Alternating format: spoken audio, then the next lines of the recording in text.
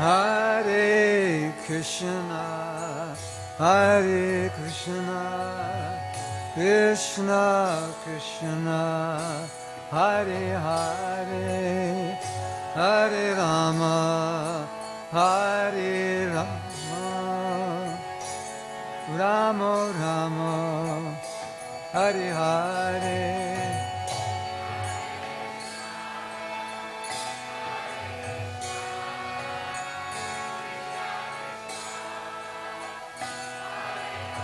Govinda,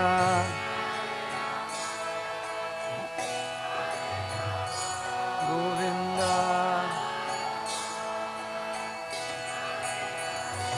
Hare Krishna, Hare Krishna, Krishna Krishna, Hare Hare, Hare Rama, Hare Rama,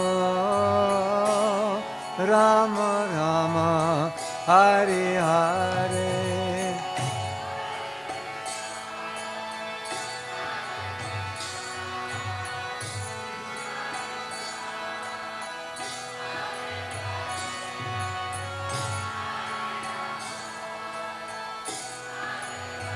Govinda,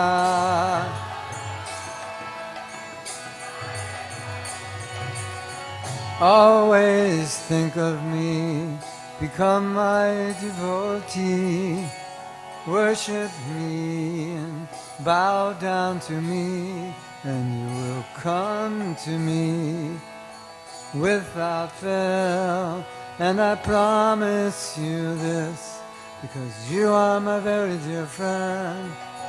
Always think of me, become my devotee, worship me, bow down to me, and you will come to me without fail. And I promise you this, because you are my very dear friend.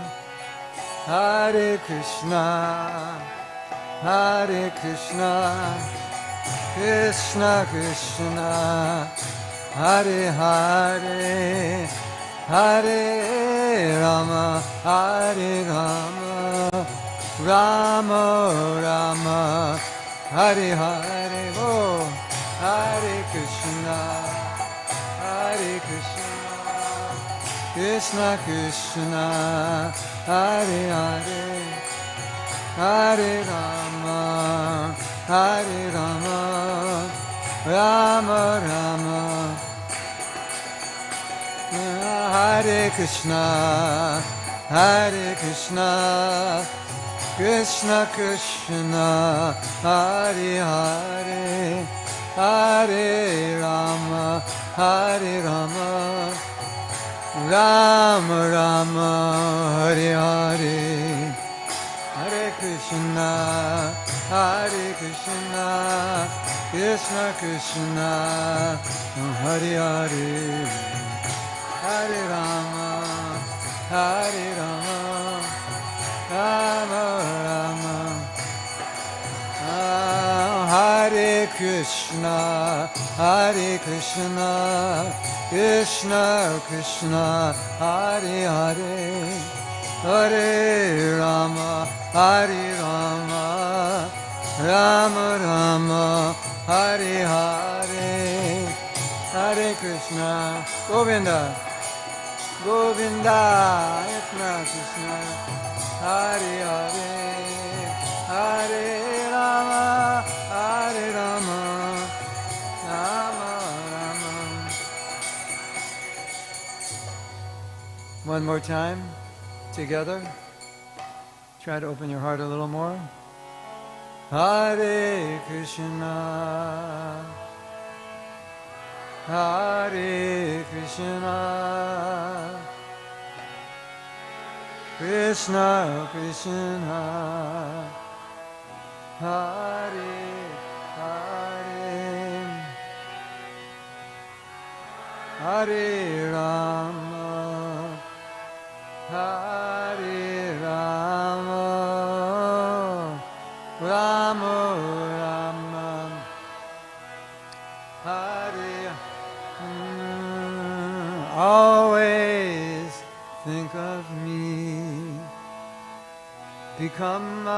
devotee.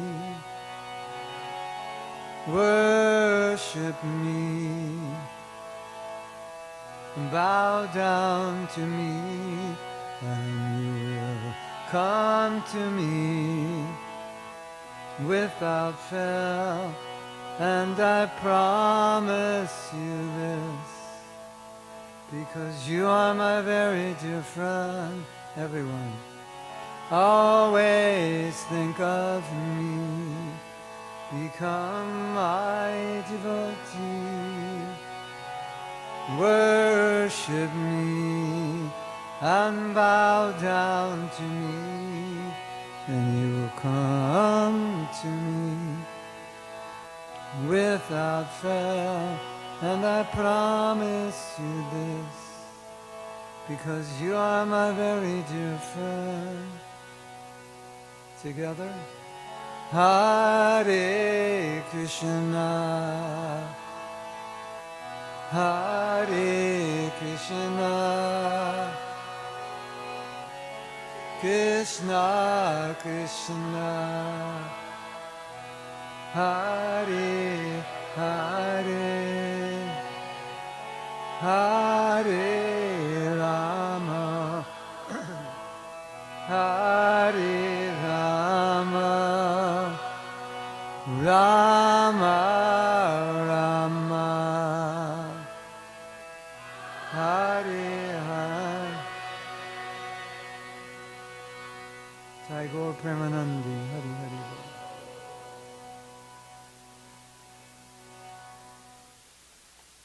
Now that your heart is open, you can let Krishna in. He's waiting. He's been knocking on the door. We're going to do a little Japa session, and we're kind of going to take off from where we left, off before lunch. Srila Prabhupada said, when you chant Krishna's name, Krishna comes and he says, you are calling me, what do you want? He says, Hanji Bolo.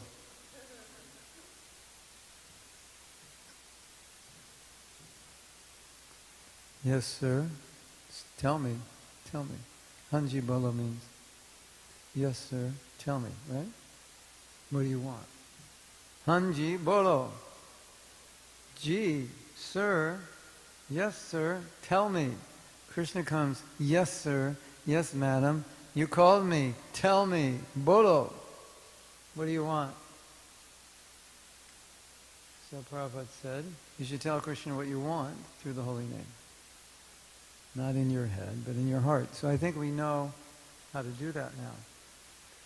I would like you to think of something that you really want, that's really important for you in your spiritual life. It could be something positive, or it could be something you want to get rid of. It's really important I get rid of this thing inside of me or outside of me. Just clogging up my relation with Krishna. Like, if I could just take this thing and dump it out, what would it be? Or if I could just bring this thing in, you know. It's kind of the same thing. If you want to get rid of pride, you can either do it positively, let's bring in humility, or let's just kick the pride out, whatever works for you better. So that's something that you need to think about now. Like something right now, today. What's today's day? 4th? Today's October 4th, 2025. 4th? October 4th, 2025. Today at 2:31 p.m. and 39 seconds. What is important to you? That you would, if Krishna said to you, you can ask me one thing for your spiritual life. What would it be? What today, if Krishna said, and of course tomorrow he can ask you for another thing. But today, right now, if he'd ask you, what is it you want? What would you ask for? What would you need spiritually? And it should be something that is It's not just, whoa, it'd be nice if this happened. Not like that. It's got to be like, this is huge. If this was removed from my life, or if this was given to me, it would be huge for my spiritual life. That thing. Because the more it's huge for you, the more you're going to chant naturally with a lot of devotion. Right? And that's what I was talking about before. If you want to express your emotion to Krishna, it should be something that's really important. So I'm going to let you think about that, and I don't think you should begin until you feel it. It's because if you don't begin feeling it, you may not feel it at all. So, and this is how I would suggest starting any japa session. You're intentional, and you feel it. And then you express it from your heart, not from your lips, although your lips will be chanting. And you can start now, you can wait till you feel it. Maybe you're not sure what to ask for. Maybe you're one of those indecisive people who wants to ask for 100 things. Well, just choose one for now.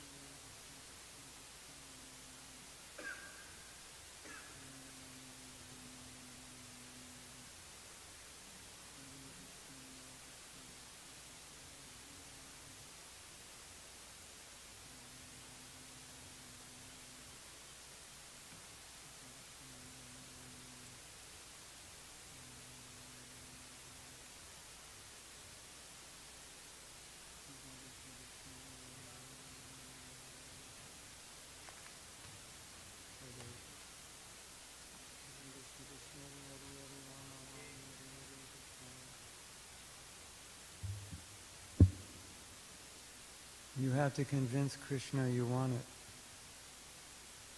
So he's looking to see what you're feeling, and that's how he will be convinced.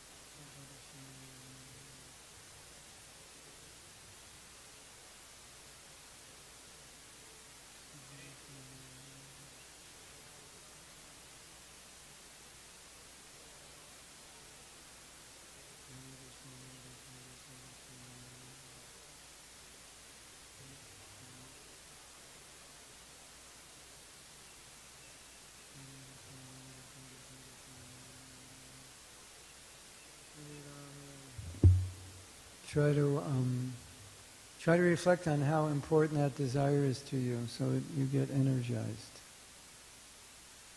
Just remind yourself, like, what it would feel like if Krishna just gave that thing to you, whatever it is you're asking for him to give or take away.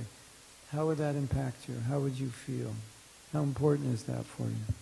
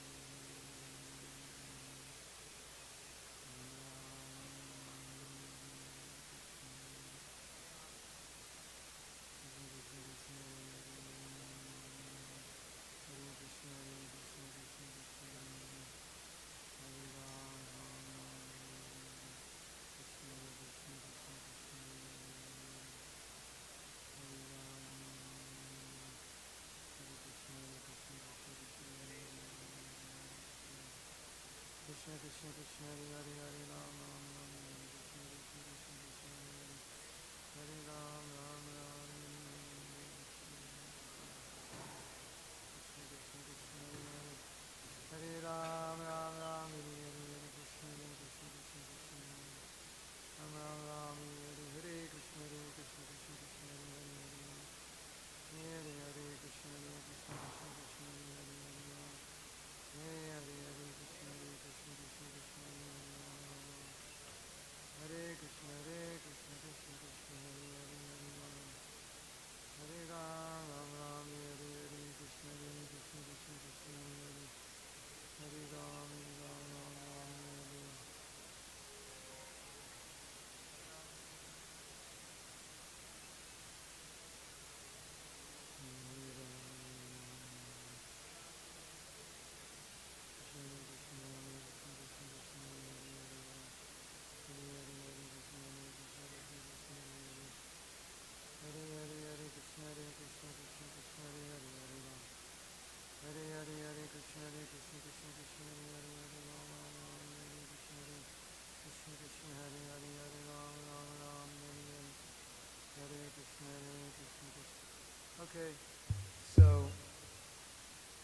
stop there, hold your beads, pull your beads out of your bag.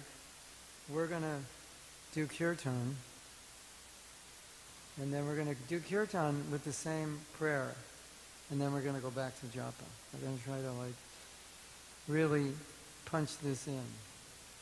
Okay?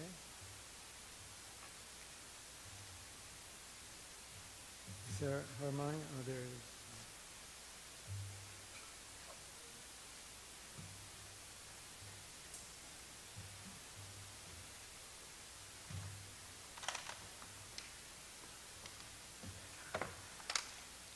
Thank you. So keep this same desire. We're gonna beg Krishna to help us with whatever it is we need help with.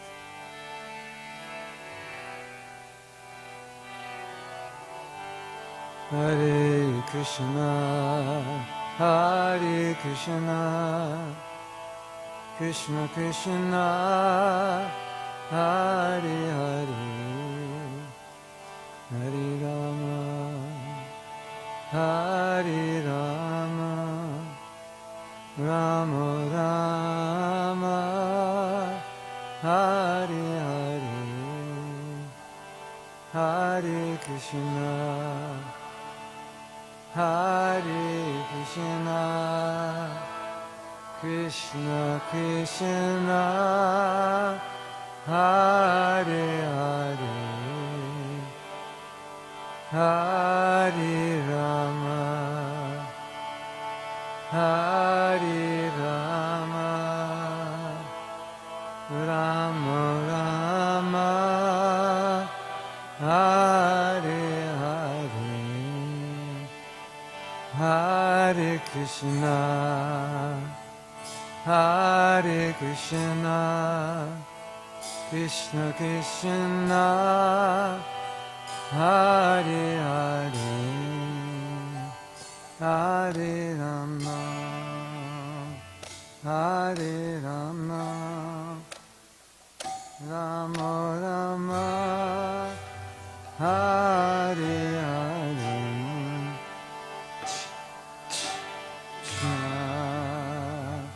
Hare Krishna, Krishna Krishna,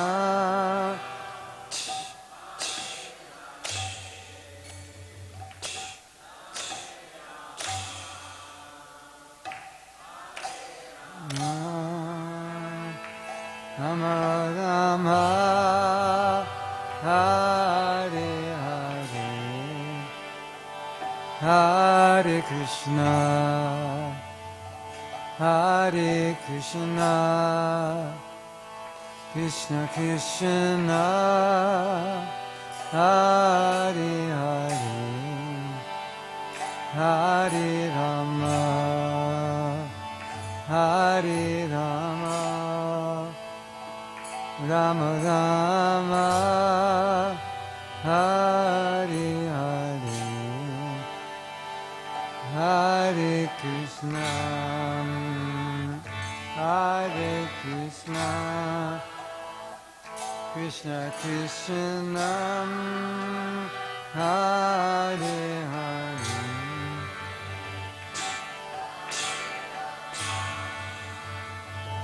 Hare Rama,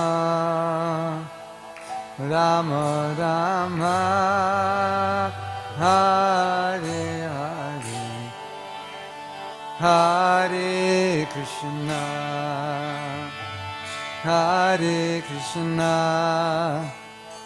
Krishna Krishna, Hare Hare, Hare Rama, Hare Rama, Rama Rama, Hare Hare, Govinda, Hare Krishna, Hare Krishna, Krishna Krishna, Hare Hare, Hare Rama, Hare Rama, Rama Rama, Hare Hare, Hare Krishna, Hare Krishna, Krishna Krishna, Hare Hare, Hare Rama, Hare Rama, Rama Rama, Hare Hare, Hare Krishna, Govinda, Hare Krishna, Krishna Krishna, Hare Hare, Hare Rama,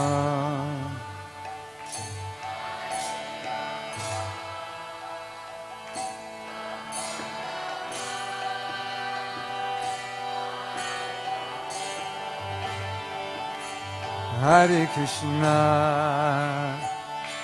Hare Krishna, Krishna Krishna, Hare Hare, Hare Rama, Hare Rama, Rama Rama, Hare Hare, Hare Krishna, Hare Krishna, Krishna Krishna, Hare Hare, Hare Rama, Hare Rama, Rama Rama, Hare Krishna, Hare Krishna, Krishna Krishna, Hare Hare, Hare Rama, Hare Rama, Rama Rama, Hare Hare, Hare Krishna, Hare Krishna, Krishna Krishna,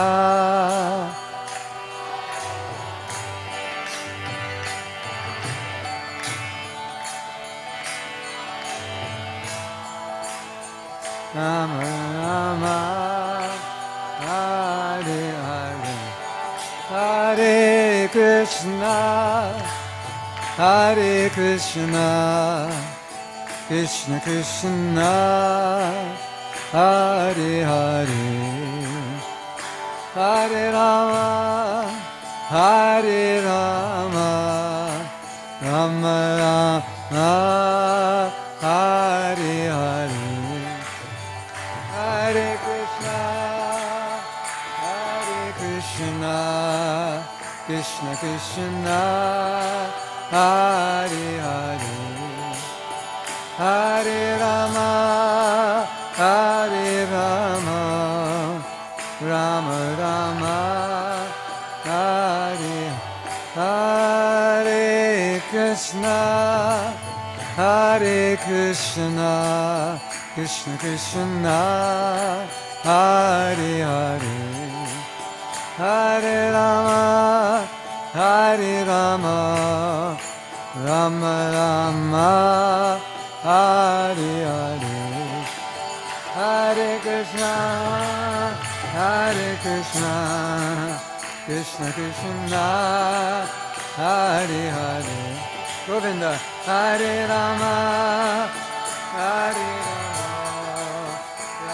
Rama, Hare Hare, Hare Krishna, Hare Krishna, Krishna Krishna, Hare Hare, Hare Rama, Hare Rama, Rama Rama, Hare Hare, Govind, Hare Krishna, Krishna Krishna Krishna, Hare Hare, Hare Rama, Rama Rama, Hare Krishna, Krishna Krishna, Hare Hare, Hare Ram, Ram Ram, Hare Hare, Hare Krishna, Krishna Krishna, Hare Hare, Hare Ram, Ram Ram, Hare Krishna, Krishna Krishna, Hare Hare, Hare Ram, Ram Ram, Hare Hare.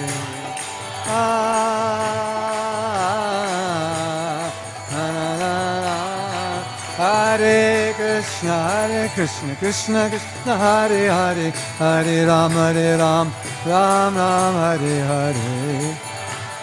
Krishna Krishna, Hare Hare, Hare Ram, Hare Hare.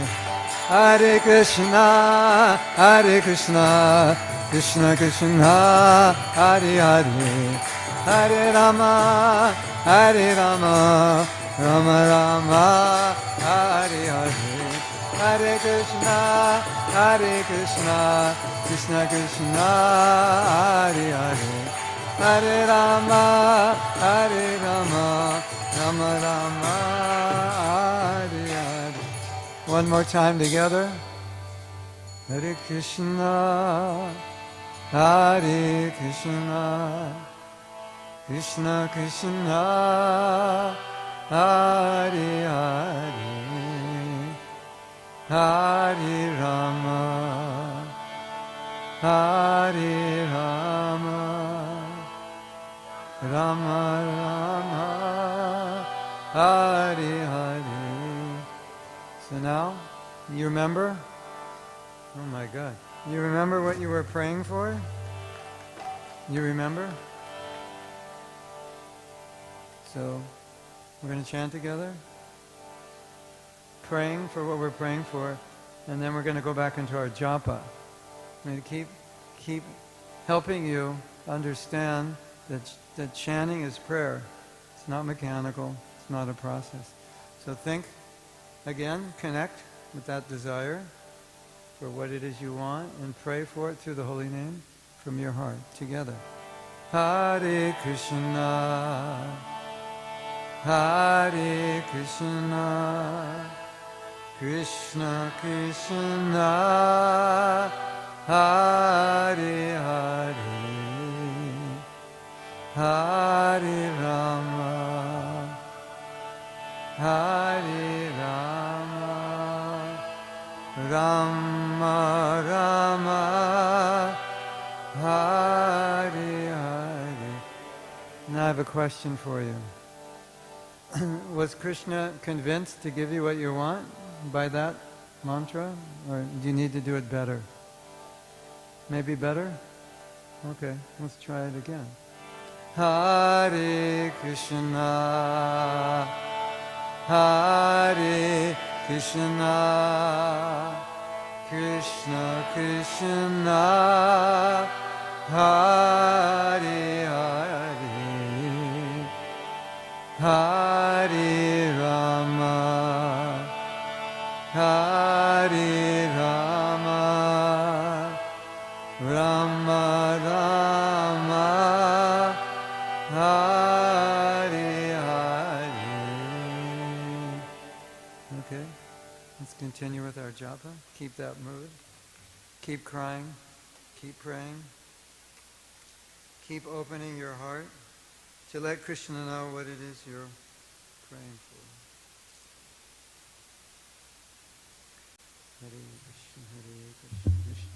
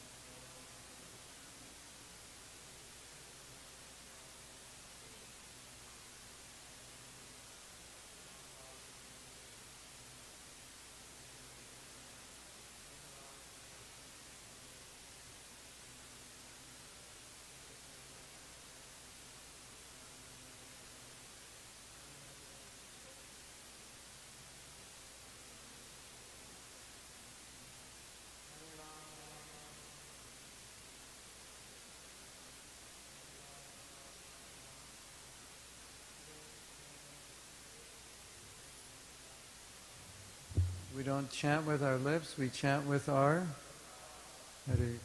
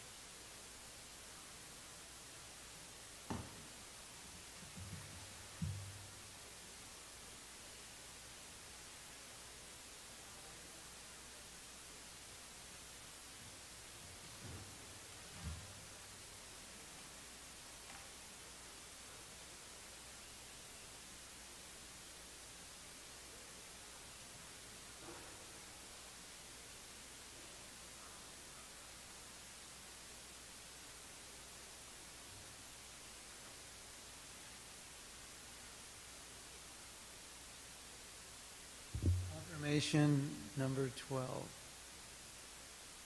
I chant from my heart, feelingly praying to come closer to Krishna. Okay, so this is the graveyard shift. It's after lunch. And I'm going to keep you very engaged and entertained. Okay, so fourth verse of Shishastakam. It's a beautiful meditation. I don't want women. I don't want money. I don't want fame. I don't want anything. All I want, birth after birth, is pure devotional service. So, there's so many ways we can approach Krishna, and there's thus so many ways we can chant the holy name. This is one of them. So we're going to sing this song. Would you like to sing it? You have to remember. I've gone through several editions of melodies. I came up with one in Winnipeg. I think it's like this.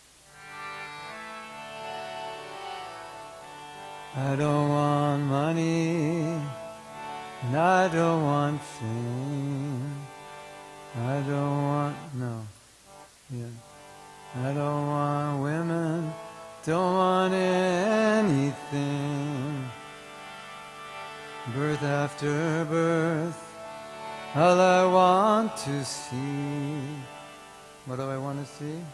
Just pure devotion at your lotus feet. I just want pure devotion at your feet. I don't want money, and I don't want fame. I don't want women, don't want anything. Birth after birth, all I want to see is just pure devotion at your lotus feet. I just want pure devotion at your feet. You can sing. I don't want money, and I don't want fame. I don't want women, don't want anything. Birth after birth, all I want to see is just pure devotion at your feet. What do I want? I just want pure devotion at your feet. I just want pure devotion at your feet. 'Cause I don't want money, I don't want fame, I don't want women, don't want anything. birth after birth. All I want to see is just pure devotion at your feet. Everybody. I don't want money, I don't want fame, I don't want women, I don't want anything. Birth after birth, all I want to see is just pure devotion at your feet. I just want pure devotion at your... Now we're going to chant the Maha Mantra with this mood. I just want pure devotion. I don't want anything in this world, because everything in this world is just going to take me further away from Krishna, right?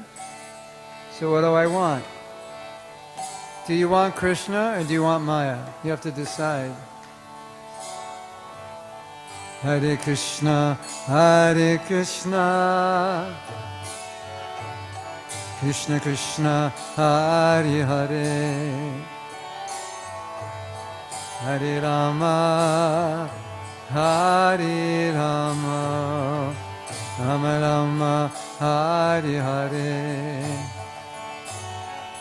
Hare Krishna, Hare Krishna, Krishna Krishna, Hare Hare, Hare Rama, Hare Rama, Rama Hare Hare, Hare Krishna, Hare Krishna, Krishna Krishna, Hare Hare, Hare Rama, Hare Rama, Rama Rama, Hare Hare. Everybody. Hare Krishna, Hare Krishna, Krishna Krishna, Hare Hare, Hare Rama, Hare Rama, Rama Rama, Hare Hare. I don't want money, I don't want fame, don't want women, don't want anything.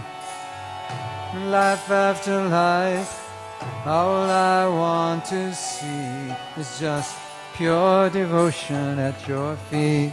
Everybody. I don't want money, I don't want fame, don't want women, I don't want anything. Birth after birth, all I want to see is just pure devotion at your feet. I just want pure devotion at your feet. I just want pure devotion at your feet. So Lord Chaitanya has bestowed this prayer upon us to give us direction as to what we should want, or we could say, give us direction as to what we really want, what our heart really wants. We don't want things of this world. We only want pure devotional service. And so, every morning when you're chanting Japa, what do you think you're praying for? Praying to have good prasadam, praying to get your rounds done as quickly as you can. What are you praying for? Will you all remember this after I leave? When you go home? I'm trying to make this like go down, like keep going down, keep knocking it down so deep in you it's like stuck down there, it can't get out. What did we say last night? Chanting is a prayer. And what is that? What is the prayer for devotees? I just want pure devotional service. There's another beautiful prayer which I don't think I can play. We're still working on it. But I have a recording of it. I'm not singing, but we're redoing this and we're going to recorded. This is the 5th verse of Shikshastakam, and this is also very beautiful for chanting. Because the 5th verse is, O son of Nanda. Nanda is Krishna's father. O son of Nanda, somehow, I don't know how, I don't know why, it doesn't make sense to me that I would want to be here in the material world, inside a material body, which is made of ignorance and is temporary. I don't know how I got here, I don't know how I was so foolish to make this choice, but somehow or other, I have fallen into this Vishame Bhavambuddho, this horrible ocean of material existence, of birth and death. Please pick me up and place me as an atom at your feet. I want to reside eternally at your feet. Please pick me up and place me as an atom at your lotus feet. It's a beautiful prayer for japa. This is a prayer of humility. We talk a lot about humility, but specifically, we need to understand how humility applies to japa. This is the verse in which humility applies. I have fallen in this ocean, and on my own I cannot get out. It's impossible. If I don't get help, I can't get out. Humility, one aspect of humility is to understand my helplessness, what I can do and what I cannot do. Srila Bhaktisiddhanta Saraswati Thakur describes that. It is impossible on our own to achieve prema. Therefore, the humility of the devotee when they chant is, Krishna, please help me. I cannot do this alone. It is impossible. So just like we've fallen in the ocean, we can't get out of the ocean on our own. Please pick me up. I want to be at your lotus feet, but I can't get there without your help. That's the humility of a Vaishnava. And so when we say chant in a humble state of mind, that's actually exactly what it means. I want to love you. I want pure devotional service, but I need your help to get it. So I'm praying for your help. That's the mood. This is such a important aspect of Vaishnavism, because humility is one of the essential ingredients of pure bhakti. And that humility is, I need help. Not only do I need help, I need a lot of help.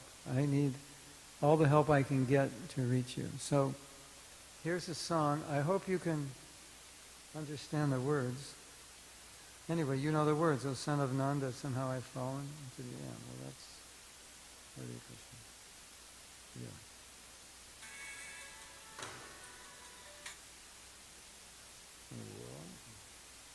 It's through a phone into the speaker.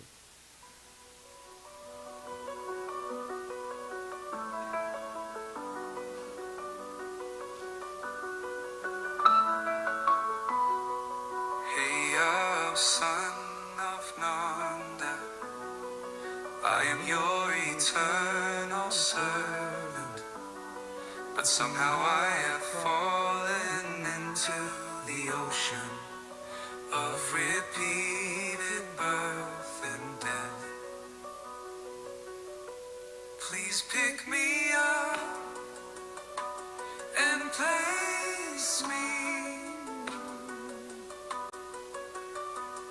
as an atom at your lotus feet. Please pick me up and place me as an atom at your lotus feet. O son of Nanda, I am your eternal servant, but somehow I have fallen into the ocean of repeated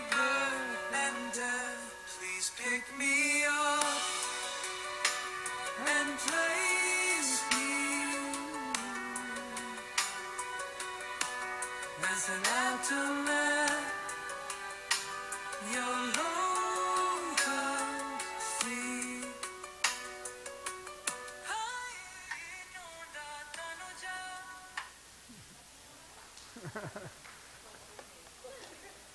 That was me singing live, but not there. No, we're working on that song now. That's a demo. Yeah. Nice, huh? What is it? Yeah. You want to hear another one? When I finish it, yeah. I can't give it to you because this is just a demo. So let me see if I can find another one that you'll like. That's also not, I'm just putting you in anxiety. It's also not ready yet.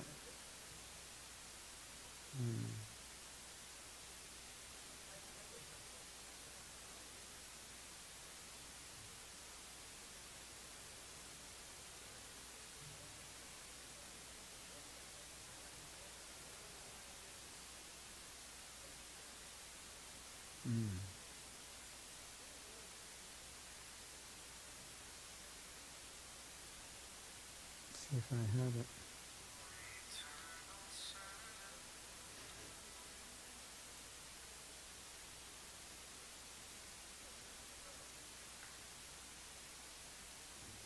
I'm bad at placing these.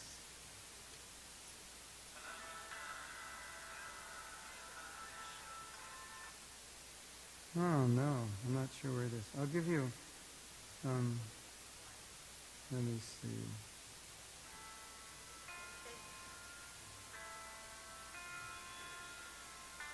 This is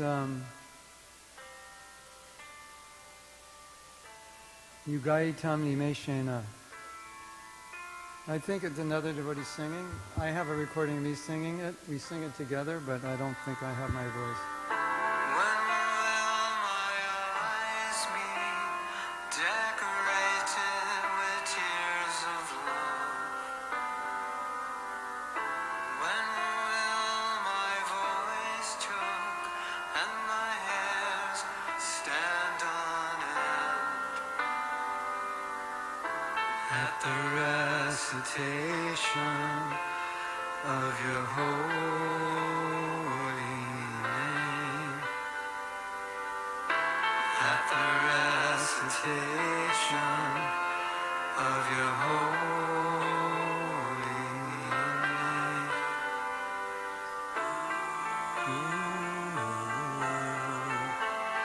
This is when we're chanting and we're hankering for some emotion to arise.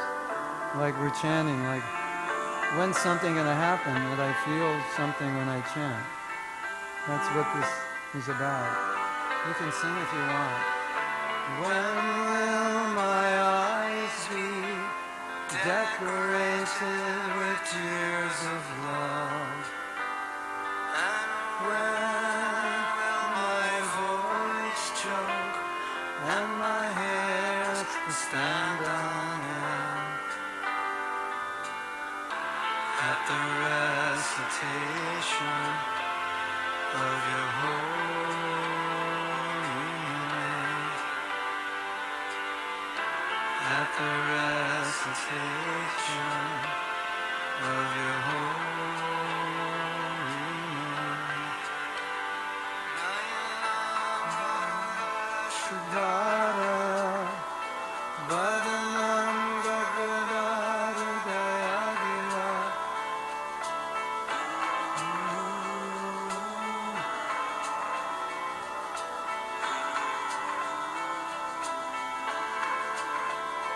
Purakari Chitam Vapukara Tavanama Brahme Bhavishvati.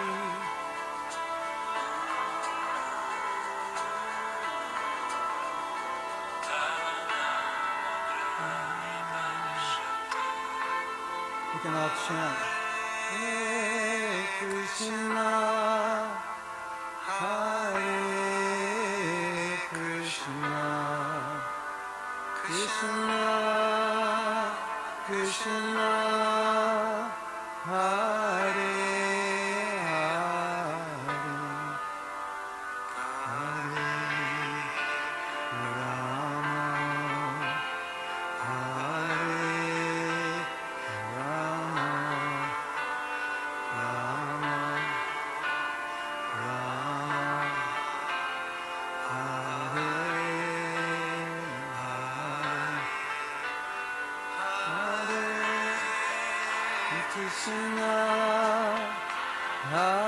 Hare Krishna, Krishna, Krishna, Hare Hare, Hare Rama, Hare Rama, Rama Rama, Hare Hare.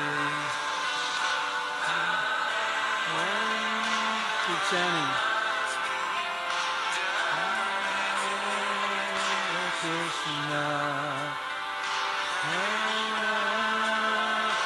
My voice choke and my hair stand on end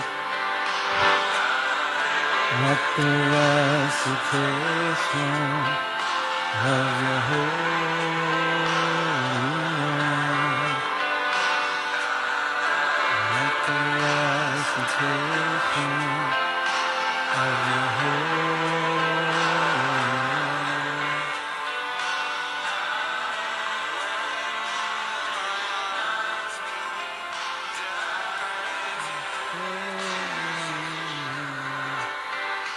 And when my voice choke and my hair stand on end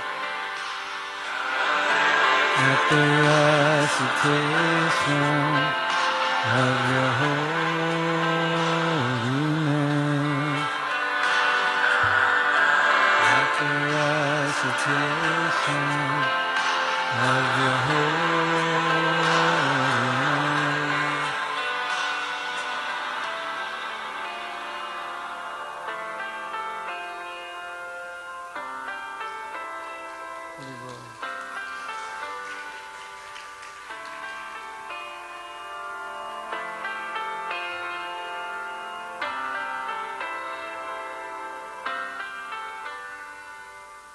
So, you see how much emotion is in those verses, how much prayer there is? And I had to sing it in English to bring it out, because we don't know it when we sing it in Sanskrit.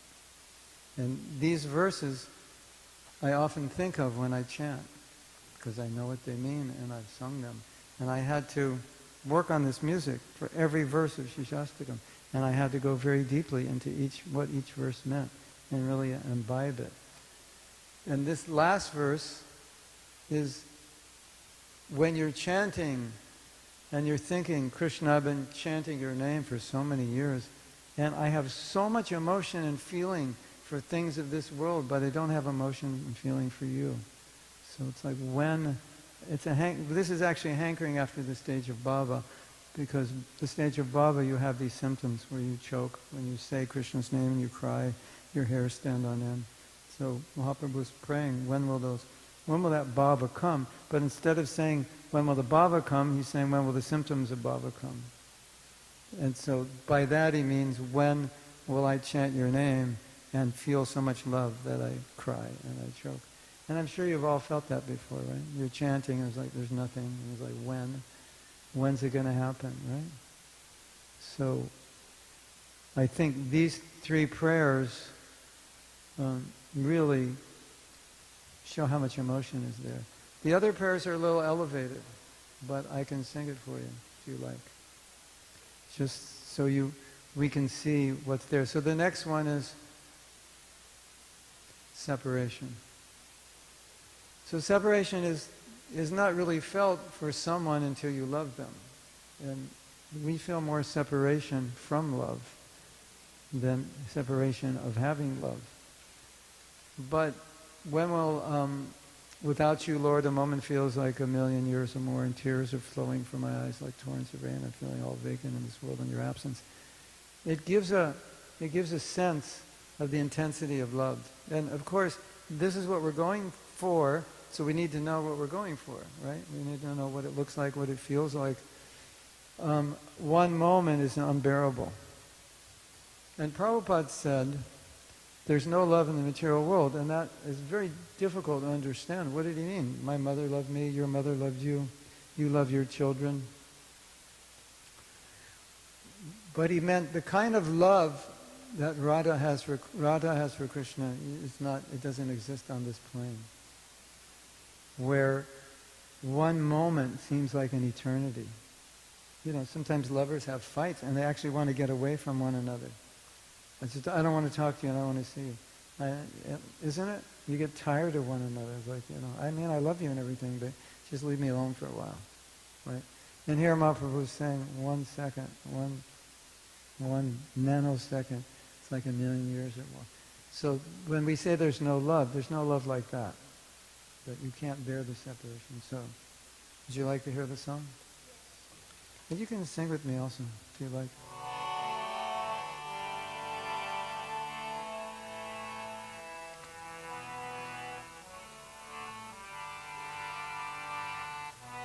Without you, Lord, a moment feels like a million years or more. And tears are flowing from my eyes, just like torrents of rain. Just like torrents of rain. And I'm feeling all vacant in the world without you, Lord. And I'm feeling all vacant in the world without you, Lord. And I'm feeling all vacant in the world without you, Lord.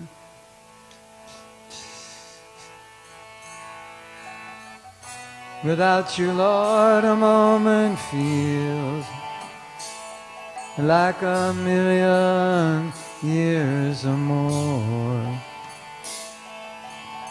And tears are flowing from my eyes, just like torrents of rain. And I'm feeling all vacant in the world without you, Lord. Feeling all vacant in the world without you, Lord. And I'm feeling all vacant in the world without you, Lord. You want to try to sing? Just give it a try. 2, 3, 4. Without you, Lord, a moment feels like a million years or more. And tears are flowing from my eyes, just like torrents of rain. Just like torrents of rain. And I'm feeling all vacant in the world without you, Lord.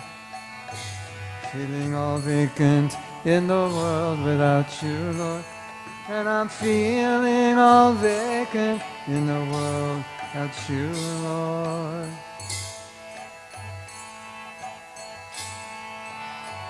Hare Krishna, Krishna Krishna, Hare Hare, Hare Rama, Hare Rama, Rama Rama, Hare Hare, Hare Krishna, Krishna Krishna, Hare Hare, Hare Rama, Hare Rama, Rama Rama, Hare Hare, Hare Krishna, Krishna Krishna, Hare Hare, Hare Rama, Hare Rama, Rama Rama, Hare Hare. Haribo. Hare Krishna, Krishna Krishna Hare Hare Hare Rama Hare Rama Rama Rama Hare Hare Hare Krishna Krishna Krishna Hare Hare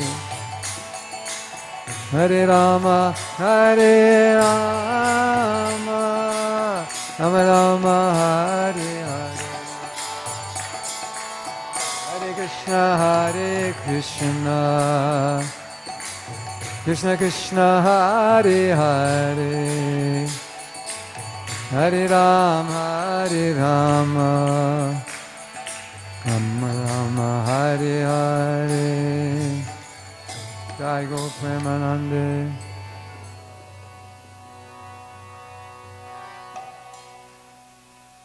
So that's separation, the 7th verse.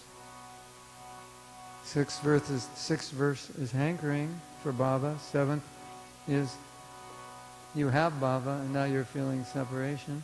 Separation is the highest. Love reaches the highest in separation.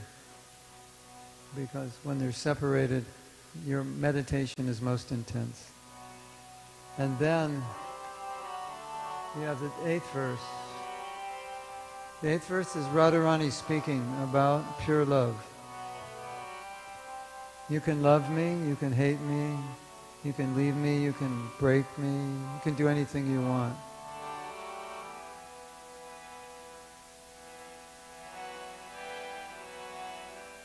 I think you want to hear me play it live or you want to hear the recording? You can love me, you can break me, you can leave me or embrace me. You can do anything that you want, but you'll always be the Lord of my heart. This is your part. You will always be, always be. You will always be the Lord of my heart. You will always be, always be. You will always be the Lord of my heart. You can love me, you can break me, you can leave me or embrace me. You can do anything that you want, but you'll always be the Lord of my heart. Everyone, you will always be, always be. You will always be the Lord of my heart. You will always be, you will always be, you will always be the Lord of my. So where do you find love like this in the material world? Prabhupada said the mother's love is the closest, but that's not as pure as this. Even the love of the cowherd boys and the gopis, it's not as pure as Radha's love. If my suffering makes you happy, then let me suffer, because that will make me happy. If my happiness makes you unhappy, then I don't want my happiness, because it will make me unhappy. So we're trying to understand this is love. Right? Should we sing it one more time? You can sing with me if you like. You can love me, you can break me, you can leave me or embrace me. You can do anything that you want, but you'll always be the Lord of my heart. You will always be, always be. You will always be the Lord of my heart.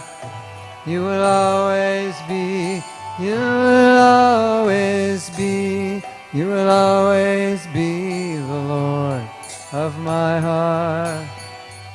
Hare Krishna, Hare Krishna,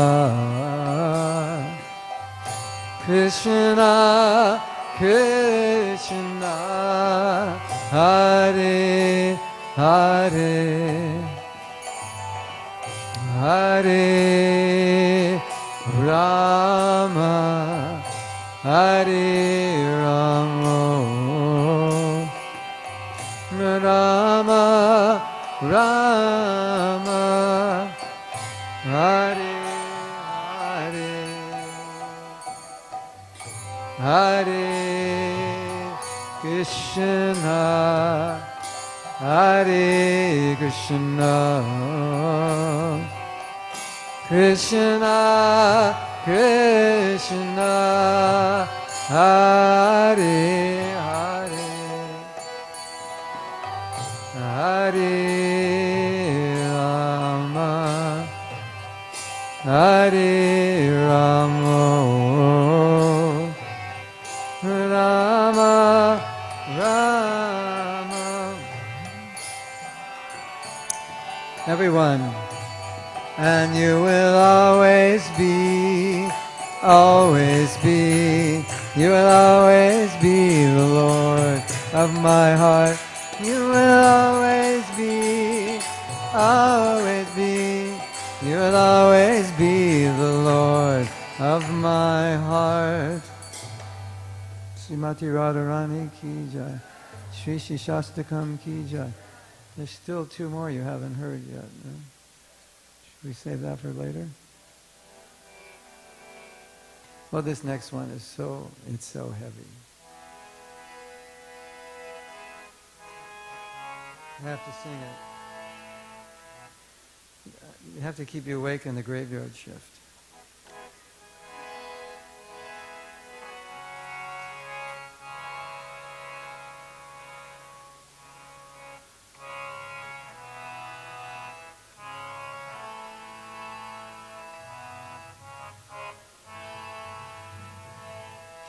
Without you, Lord, no. Your holy name can render blessings on all living beings. It's verse 2.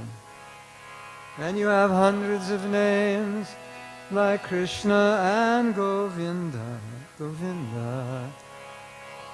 But I'm so fortunate that I have no taste.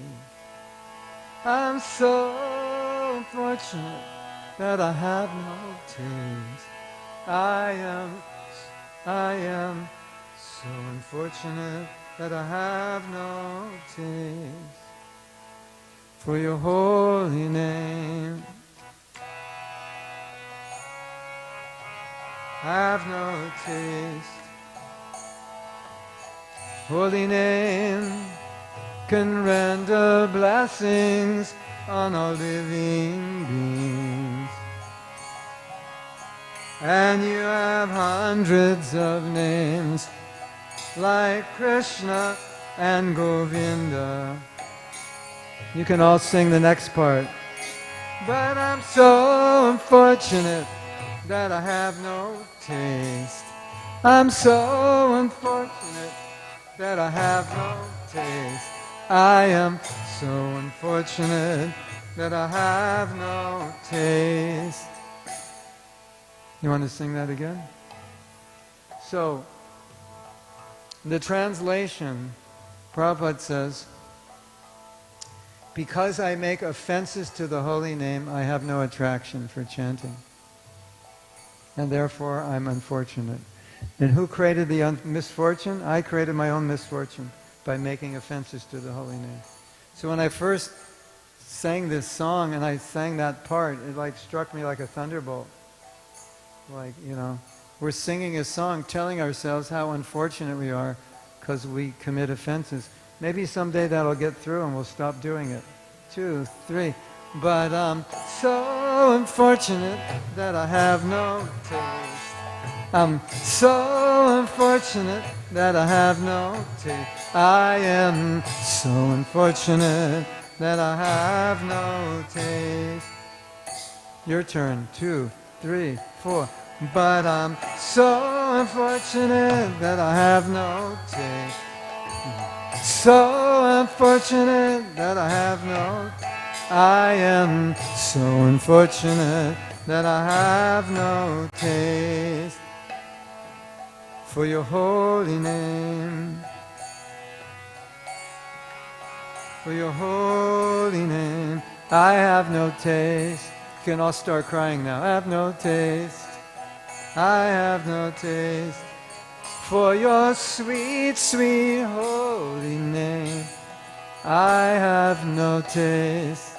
I have no taste for your sweet, sweet holy name. I have no taste. I have no taste. I am so unfortunate. I have no taste. I have no taste. 'Cause I'm so unfortunate. So unfortunate that I have no taste. So unfortunate that I have no taste. Hare Krishna. How does that feel?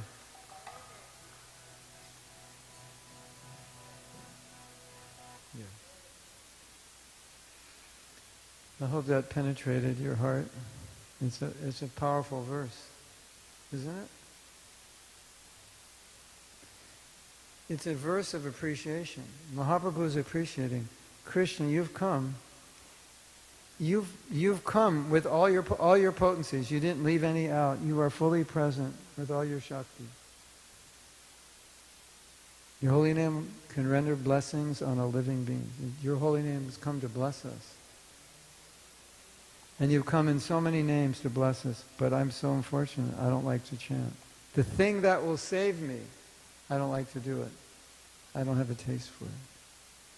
So, we can turn our misfortune into fortune by taking seriously the chanting of the holy name and doing it properly, right? And if we don't do it properly, we create our own misfortune. Yes?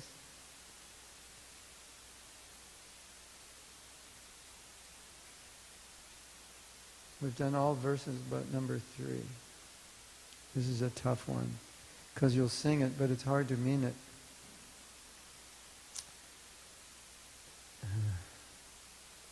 Feeling lower than a blade of grass, more tolerant than a tree, offering all respects unto others, wanting none for me.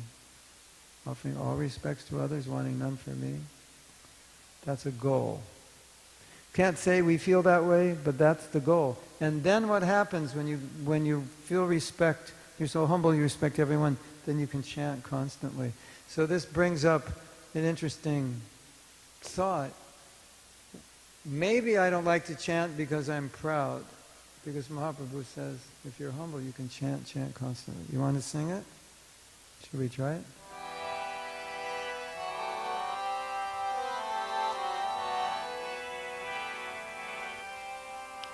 Feeling lower than a blade of grass, more tolerant than a tree, offering all respects unto others, wanting no respect for me. Then I can chant, chant, chant your holy name. And then I can chant, chant, chant your holy name. I can chant, chant, chant your holy name constantly. How often? Constantly. Constantly. Want to try to sing? Feeling lower than a blade of grass, more tolerant than a tree, offering all respects unto others, wanting no respect for me. And then what? I can chant your holy name. I can chant your holy name. I can chant your holy name.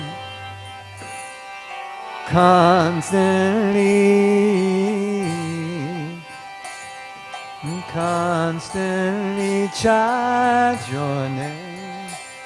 I can constantly chant your name. I can constantly chant your name. I can constantly chant your name. So I asked Burichan Prabhu, what do you think this means?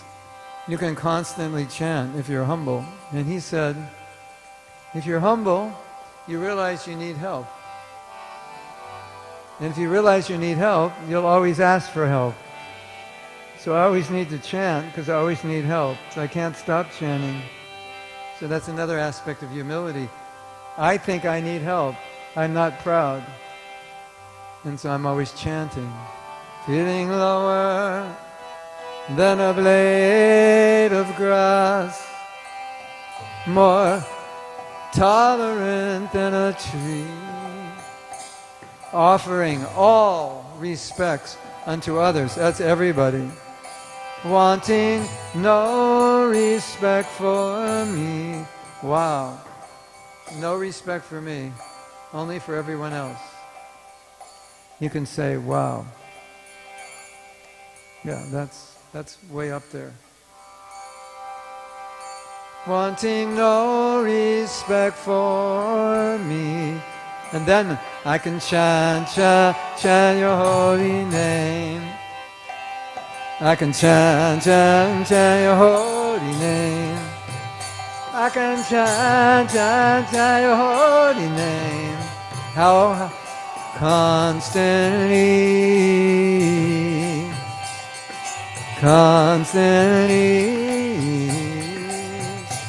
oh constantly, I can chant constantly.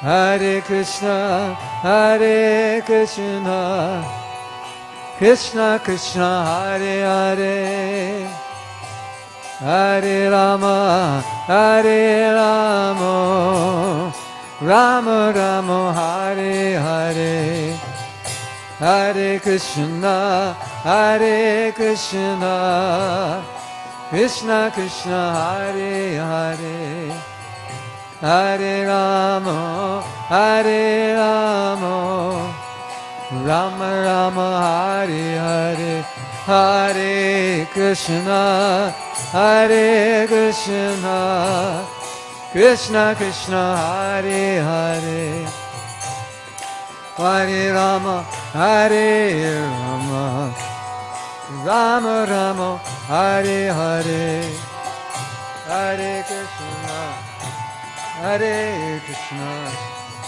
Krishna Krishna, Hare Hare, Hare Rama, Hare Rama, Rama Rama, Hare Hare.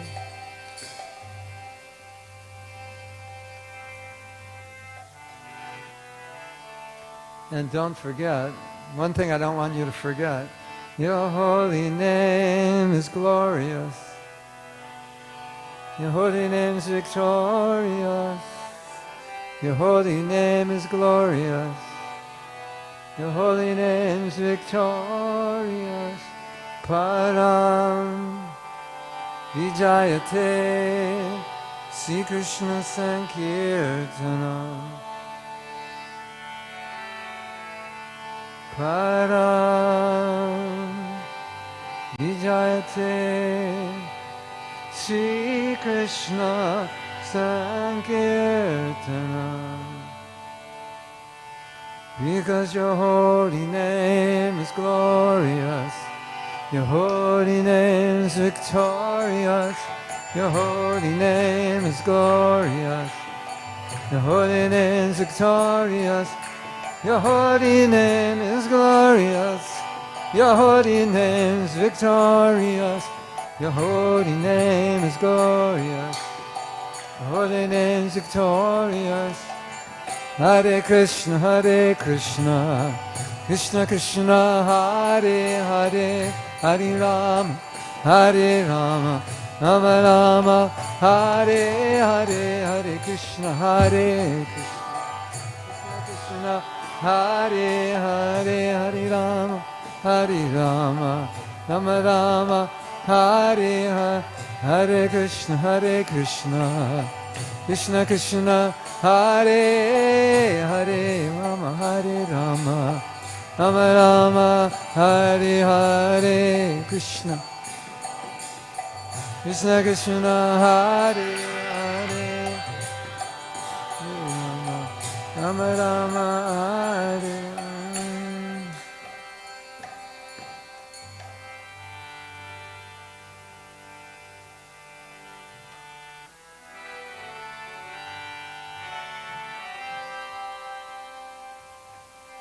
All glories to your holy name. All glories to your holy name. All glories to your holy name. Everybody. All glories to your holy name.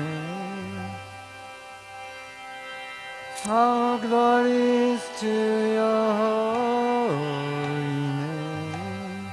One more time, a little louder. All glories to your holy name.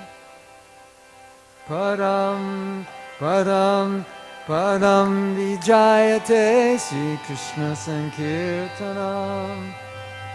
Padam vijayate Sri Krishna Sankirtanam.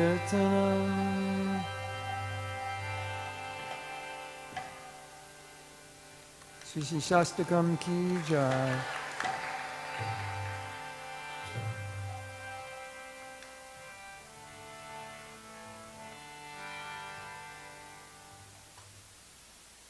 So one thing I want to say before the break. As Krishna is unlimited and ever expanding, His holy name is also, because it is Krishna, it's also unlimited and ever expanding. And in spiritual life, there is no end to the happiness. There's no end to the realization. There's no end to the ecstasy. It just keeps growing, growing, growing. So, I'm going to challenge you. There is so much in the holy name that we are not experiencing. And a lot of our chanting is, as you know, is like licking in the bottle of honey. And there's a whole jar of honey in there and we don't even know what it tastes like. Maybe we can smell it a little bit. But I just want to, I don't know if the word is challenge, but I want to just let you know, there's a lot waiting for you in the holy name that you can get, that will nourish your spiritual life deeply, that will fulfill your heart deeply. And that's Mahaprabhu's gift. So, the worst thing that could possibly happen is we don't chant properly. We commit offenses to the holy name, and we don't get to taste what Mahaprabhu came to give us. Hare Krishna. That's the worst possible thing, right? The Supreme Lord comes to give us nectar, and we don't know how to take the top off the nectar jar. And He's given us instructions how to do it, but we don't understand them. Or we don't read them, or we don't think we can follow them. So I think we should take a little break now for like 15 minutes or so. What? You can buy more books? I think you should buy, we brought 100 of each book. So you can buy books for friends. If you buy quantity, you get half price. So go for it. If you think the devotees, some of your friends who missed this retreat would appreciate, having one of these books, then, by all means, buy them. Hare Krishna. We'll see you at 5:15? 4:15, excuse me. And we'll do a couple exercises. Beautiful reflections that you'll really appreciate. Jagannath Swami Ki Jai.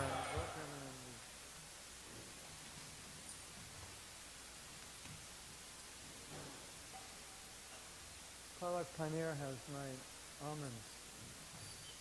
Raj Palak has my almonds, but I don't know where he is. Downstairs. Can you track him down?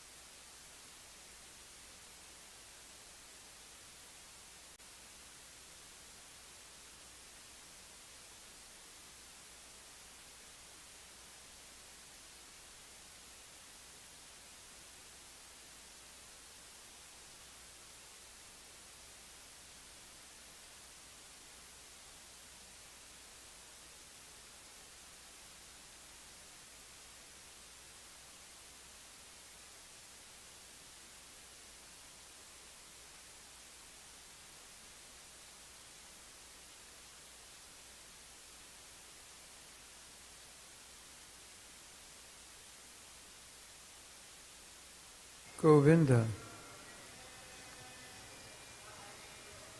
Sri Krishna Chaitanya Prabhu Daya Kora More Tamavina Kedayalu Jagat Samsare. You know, where is Vishaka?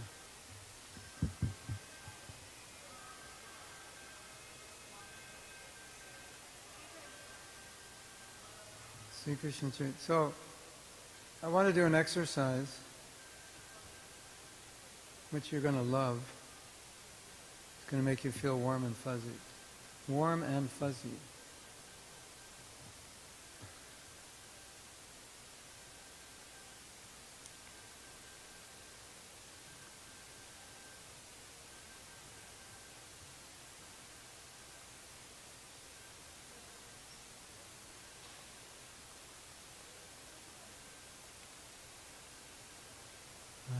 Hare Krishna, Hare Krishna.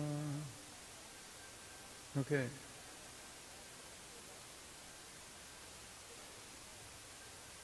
Come back, everyone. So, we're going to do an exercise, but before we begin, I just wanted to know if anyone has any questions, because we haven't really had a lot of time for questions. Very little time. Practically no time. So I don't want to go forward without letting you ask some questions. Yes? The microphone. Who has the microphone?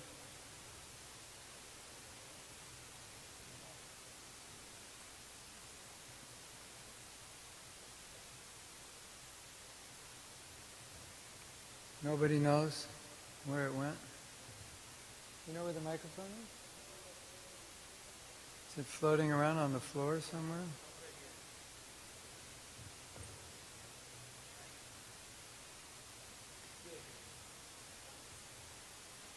Hare Krishna, Hare Krishna, Krishna Krishna, Hare Hare. Okay. Not on?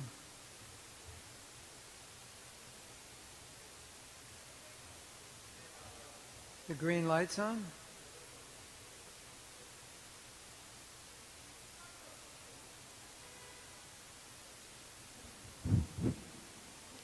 Hare Krishna. Magic. Magic. Hare Krishna Prabhu. So, thank you so much for beautiful nectarine lectures so far. My quick question was around Bhaktivinoda Thakur has maybe a poem or maybe it's an essay which says chant anyway. So he says if you're tired, even if your mind is going elsewhere, just chant anyway. And it's kind of ironical to the quality chanting that we've been discussing for a while. So how do we reconcile that? Is his suggestion more based on the quantity or what is it that? No, because Bhaktivinoda Thakur is the one who stresses so much meditating on the meanings and just connecting on a deep level. I think there's a problem that he probably was dealing with, which we all have, is, if I can't chant well, just don't chant. So the general idea is I need to keep trying. Just keep going, don't stop. Because that's what the perfectionists do, they stop. If I can't do it well, I won't do it at all. He also has made a point that sometimes you try, but it's not your day, so to speak. So you're trying, and we've all had that experience. It's like we can't chant well. I know everything. I'll read my notes, but I'm just something is stuck. I don't have the energy. I don't have the inclination. I can't do it well. Don't give up. Chant anyway. Of course, there's always benefit, but specifically what we're talking about is that if you want to get love of Krishna, you have to avoid the offenses. But on the way to getting love of Krishna, it's better you chant than stop. So we would, like people ask the question all the time, is it better to chant one good round than 16 bad rounds? And my answer is, it's better to chant one good round, but if you're initiated, you have to chant 16 bad rounds. If you're going to, you have to chant at least 16, not bad, but you might end up chanting 16 bad. You can't stop. You have to keep going. Because when you stop, it's hard to restart. And so chanting 16 bad rounds is not a great idea, but it's a better idea than no rounds. So it's like the holy name is your only shelter, don't give it up for whatever reason. Now, what's happening to a lot of devotees is when things get really, something is difficult in their life, they stop chanting. They're too disturbed. That's the time to chant more. So that's kind of the idea. Whatever happens, don't stop, don't give up. But he was the one who said, if you're making offenses, then 100 rounds, it's not going to help. 16 dead mridangas, 100 dead mridangas, what's the point? So, Prabhupada also, it was the same. Prabhupada said, what's the use of chanting offensively? But then he said, just if you chant offensively, just keep chanting, like don't stop. But something that could help is another thing Bhaktivinoda Thakur said. He said, like we're told, if you commit offenses, the cure for the offense is to keep chanting.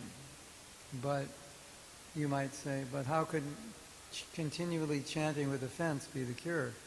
It's not.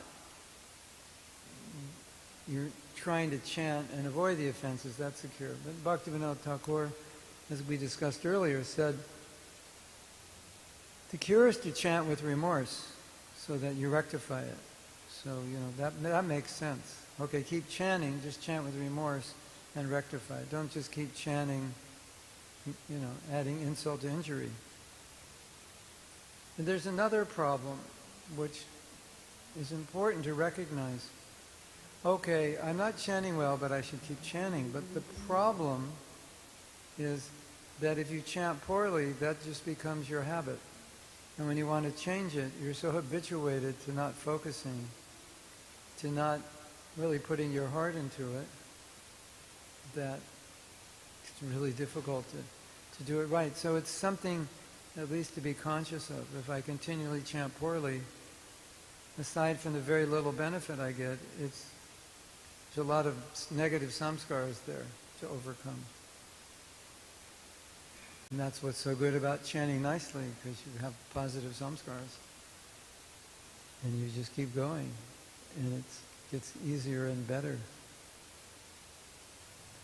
It doesn't take long to put in negative samskaras. Have you noticed that? A few bad days of japa, and it's like, how do I get back? I was doing so good last week. But, yeah. So it's interesting, because if we're not living in a temple, or even if we're living in a temple and working, it's much more challenging. Like you have to be more careful. Yeah. So yeah, keep chanting, but be careful. Is that okay? Prabhu, can I just add one more question, if that's okay? Or if anyone else has a question? Go ahead. Prabhu, yesterday you mentioned about Bhakti Siddhanta Saraswati Thakur Prabhupada mentioning that we're just chanting the shadow and not the real name.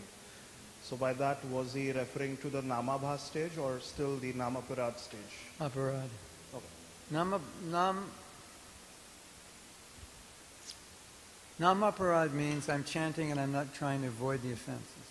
Namabhas means I'm chanting, either I don't know the offenses, so I'm not held responsible, or I know the offenses and I'm trying to avoid them. And you have to go through the Nambhasa stage to get to the stage of Shuddha Nam.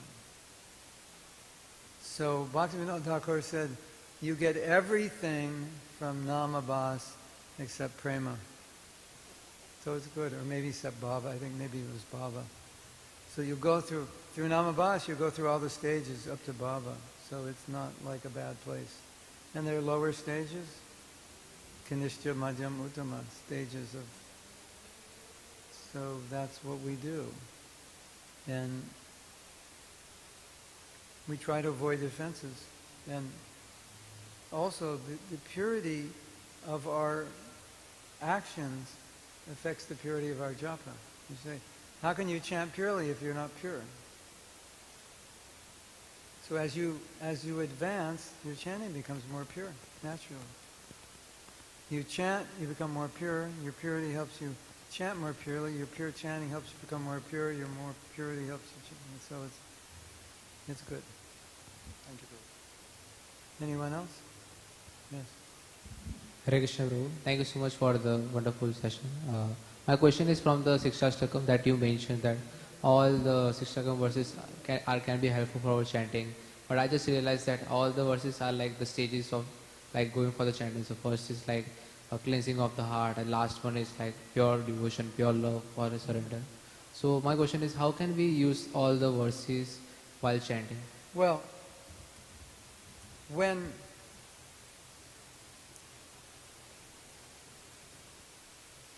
you read a verse that's beyond your pay level, it's there to show you this is for us, it's like this is a tattva. It's not something that I'm going to try to do tomorrow, but this is a goal. Or in addition to a goal, this is just what it is. This is what pure love looks like, verse 8. This is what separation looks like, verse 7. This is what bhava looks like, and one who's on the cusp of bhava, this is how they'll feel. That one you can use, because you might not say, when will I fall on the floor crying? But you could say, when will I feel something?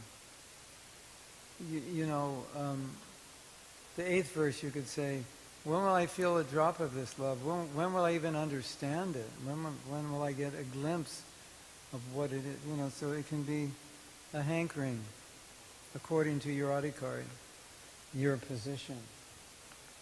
And I think the 4th verse is obvious. The 3rd verse is, the understanding humility is, it's so difficult if you're proud to enter, because humility is such a deep thing. But again, Mahaprabhu is showing us, it means you respect everyone, and it means you want no respect for yourself. So now you know what it is. And now, every time you're respected, you just like that. And every time you see other devotees, how can I serve you? So you when these stages of realization are far beyond us, we have to look to the practices that would lead to that. So I'm not humble, but if I want to practice it, what do I do? Right, so that would be that verse, the 3rd verse. I think the 4th verse is obvious. We can say, I don't want money, I don't want wealth, fame, and all these things. How do we translate that for ourselves? I don't want to want. If I still want, I don't want to want. It's a definition of pure bhakti. There's nothing, you don't want anything. So I want these things, okay, I want them, but I should minimize them to only what is absolutely necessary. Like that. And the 2nd verse, of course, is appreciation with the lamentation that the holy name is so wonderful and I'm not attracted to it. And the 1st verse is all the glories of the holy name. As we're saying, the holy name is glorious. So it's also a verse of appreciation. And it gives confidence. The holy name is Param Vijayate Sri Krishna Sankirtan. That gives confidence that I can become Krishna conscious with the holy name. 7th verse, separation, that's harder. But we are meant to appreciate the intense love of separation. So it's like, it's there. It's there for us to study, basically.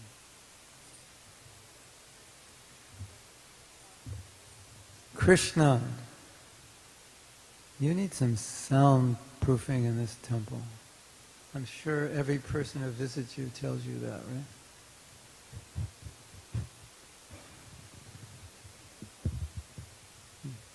The temple in Thunder Bay is completely professionally soundproofed. Very interesting, yeah. Did I answer your question, or are you asking something more specific? That's good. There are so many things that you're going to read about that are so far above where you're at right now. And by these stories and pure devotees being in Bhagavatam, it's not saying that this is how you have to be now. This is just saying this is what it looks like. It's not just a thesis on paper. Look at this person's life. They're exhibiting pure bhakti. So what am I to take from it? Whatever I can, according to my level. I take inspiration. I take basically whatever I can take from it, without thinking that I need to be that. But I'm only on the path to that. So how can this example inspire me now? That same example 30 years from now will probably inspire you in a different way. If we think, well, this is the standard I have to be on, we'll get discouraged. Because you can't just be on a certain standard. You have to spend decades practicing. Do you know that Prabhupada was asked, how long does it take to be Krishna conscious? And he said about 40 years. So just hold on. You're on your way. Why does it take so long? What year are you at? Have you hit 40 yet? Yeah, so you can look forward to your 40th year in Krishna consciousness. Yeah. Everything will get better, easier. Don't jump off the boat. And a lot of devotees think about jumping off the boat. And I read, I don't know where the study is, but I read most people quit right before they're successful. Because they've worked so hard and they think nothing's going to happen. And then they quit. And they were like 2 inches away from success and they didn't know it. So, you're on the boat going back to Godhead, just stay on it no matter how stormy the ocean is. Don't jump off. And if you stay on it, the boat will get there. The process works. So don't get discouraged if you're not on the highest level. Don't get discouraged by reading about these pure devotees and think, I can never be that way. Just try to get inspired that is there someday. For me also. Yeah. Yes. Okay.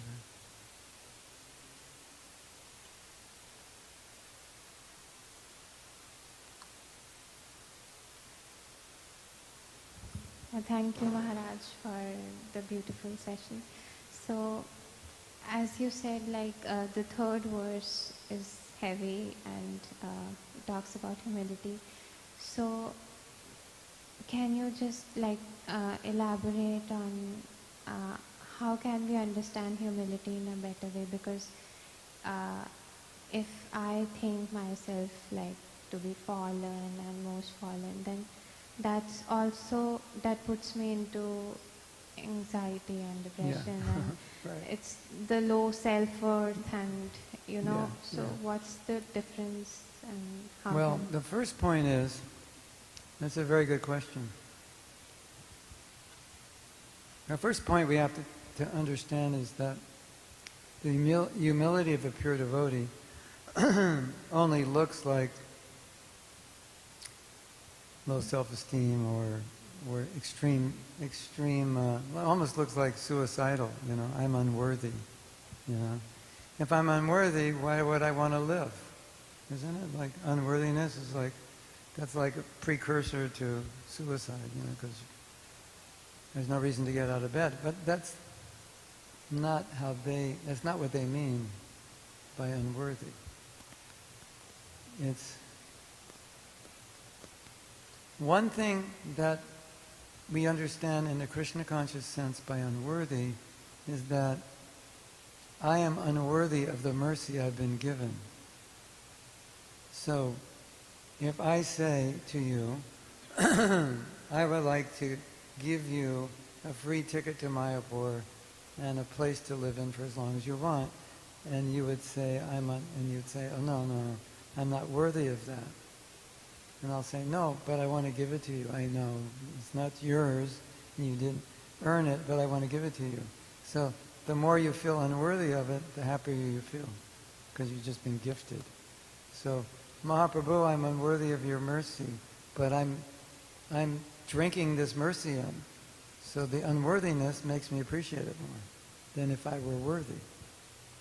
If I'm worthy of your mercy and you give it, it's not special. If I'm unworthy of it and you give it, it's special, right? So that's a kind of unworthiness. Another kind of unworthiness is that when you have a very high level of Krishna consciousness, all kinds of emotions start coming out, like, I have no love. You have a lot of love, but you think you have no love. I'm the most fallen. You're far from the most fallen. You're one of the most elevated. But you feel that. That's what love does to the pure devotee. And so they're made to feel like, I'm the lowest, this and that. But because it's generated from love, it doesn't have a negative effect because they have love for Krishna.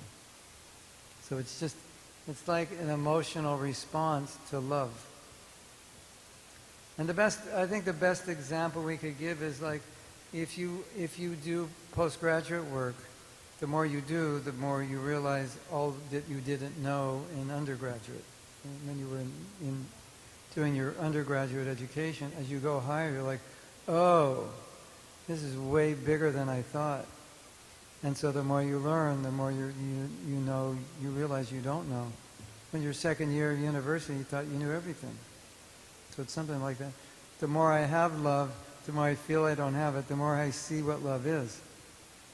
So I don't even know what love is now because I don't have it. But when I start to get it and I see it's a vast ocean, so then I feel like, oh, I'm so low. I have no love for Krishna. You know, look at these other great devotees, they have love. So it has nothing to do with any material form of depression or a lack of self-esteem or any of that. Because the consequence of it is that it's very positive. So something negative can be positive. Hunger is positive, because if you're not hungry, you can't digest. So we can say hunger is positive. So that intense humility has a very positive effect. And the other thing is, that kind of humility is focused on Krishna. Like when they say, oh Krishna, I'm the most fallen, who are they thinking about? And who are they hankering to connect with? Krishna. But when you say, if you have low self-esteem and you say I'm the most fallen, you're not thinking about Krishna, you're thinking of, it's just self-pity. Isn't it? It's like, me, I'm so bad, nobody likes me, it's all me, me, me. They're not focused on themselves, they're focused on Krishna. So that's the fundamental difference. Yeah. Does that make sense? Or you want more clarification? Yeah. So, Thank you. so don't try to take any negative psychology you have and then, like throw that into bhakti and think it's something transcendental. They're completely different. And don't let those prayers of the Acharya, I'm the lowest this, I'm the lowest that. Don't let that, confuse you. Or don't try to use your low self-esteem as a methodology for humility, because it's not. And when you have low self-esteem, you need other people. This is why low self-esteem is not humility. Because humility is you respect others, and you don't want respect from them. The low self-esteem, you want respect from everybody to build up your self-esteem. And you're often critical and envious of others because you don't like it that they're better than you. So it's completely different from humility. Humility is the exact opposite of low self-esteem. That's why low self-esteem is, it's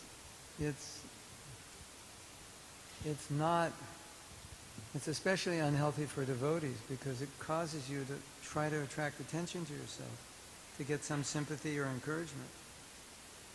Whereas a devotee is always trying to give support, rather, and not put himself in a position where he needs people to praise and honor him, and then you don't like them if they don't do that. That's another problem. Right? Okay. Hare Krishna, Mahatma Prabhu. So thank you so much again for giving us that experience in praying for Krishna. I was just reflecting, and I will build up to my question. I'll share my reflection that when we read, there's so many scriptures in our Gaudiya Vaishnava Sampradaya, and there's so many purports and so many lectures through our gurus. And when we try and understand, it's not an intellectual thing, it's more they're trying to articulate an experience and a feeling that they're having, which we need to slowly come up to understand. And although we intellectually try to grasp and understand, ultimately it has to come from that feeling and emotion and the heart. As you said, so the whole build-up to this is based on the feeling and praying to Krishna with feeling while we're chanting. So building up from that, my question would be, will every individual devotee have their own unique experience, although it's within that same realm of love for Krishna? But will every devotee experience that differently, and then they would also be able to express that differently, and that's almost how our preaching further... To some degree, but many devotees will have the same experience also. Okay. And I think the experience and realization is one thing, the tattva is another. So we'll have the same tattva. So the first we understand with our head, right, this is the tattva. And so if we have different angles of realization of that tattva, it's okay, as long as we are looking and agreeing on the same tattva. That's where it can get a little tricky, when it goes into tattva and we're speculating. Whereas your experience of it, will vary according to your adhikari, qualification, and your advancement, realization, and you as a person, how you will see it, and that will change as you grow. So right, that's to be expected. And then how do we know a lot of that is a spiritual emotion, or is it something still within the material realm? Is there a way we can understand that Krishna is reciprocating, and therefore, we're on the right path and we're progressing in the right... Yeah, it would be, you're becoming more attached to Krishna, or more disinterested. If it's artificial, there's like nothing substantial will be there. Like you may feel, I have like all kinds of ecstasies and whatever, but then look at your life. What does your life look like? If that's the case, your life would, if it's true, your life would follow. So you have to evaluate it based on how it's affecting you.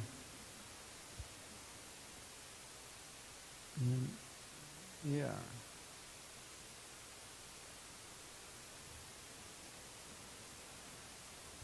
I mean, Prabhupada says that all over. Advancement means how am I becoming attached to Krishna and detached from material things. So you have to see that. How is that actually happening? And also, I would say in addition, how am I lining up with Prabhupada's desire and his mission also? Because I may have like all kinds of great realizations and insights and all kinds of stuff, and I'm not really lined up with Prabhupada. So that's not what we want. I wouldn't call that spiritual advancement. I mean, you might have very high realizations, but they're not necessarily supporting the mood and mission of Prabhupada. And I wouldn't classify that as absolutely high realization, because your most important thing is to be connected to Guru. So that's something to carefully consider. You know, I have a big realization, and the conclusion of my realization is I do something Prabhupada didn't want.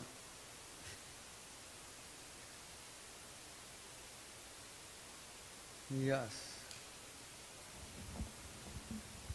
Krishna, Krishna, Hare Hare. Hare Krishna Prabhu, thank you so much for the wonderful session. Prabhu, you were mentioning about right now reciprocation and not reciprocation, and then you had mentioned about people who leave ISKCON, they're like so near to success and then they leave. So I was just thinking that if they are so near to success, they might be seeing the reciprocation of Krishna and then they just turn back. So I was not able to connect. Well, the general answer will be that you can deviate from Krishna consciousness at any time, all the way up to the stage of bhava. So bhava is a pretty high stage, and you can fall from that stage. So the only permanent safe place is prema. So that's just an unfortunate reality. You always have to be on guard. And as to why someone would deviate, there are various reasons. But Prabhupada always stressed following, not offending devotees, being Brahminical, doing service. And usually, when someone has difficulty, especially if they're more advanced, it's usually because some offenses are being made. And it's usually offenses to devotees, and occasionally offenses to Prabhupada.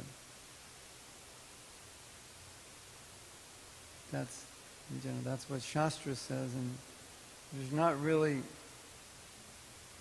many good reasons for someone very, very advanced to all of a sudden just kind of just become a different person, almost like within a few weeks. So then, yeah. Sometimes contamination gets in the heart and you don't get rid of it, and it takes over eventually. Like pride takes over. Nobody can tell you anything. You're not doing well, you're deviating, no one can tell you. That happens. My philosophy is, I think I have this philosophy based on what I've seen, is that humility is the safest place. You don't generally find the most humble devotees having difficulty. It's the ones who are more proud who face more difficulty. And when you're proud, you tend to offend devotees.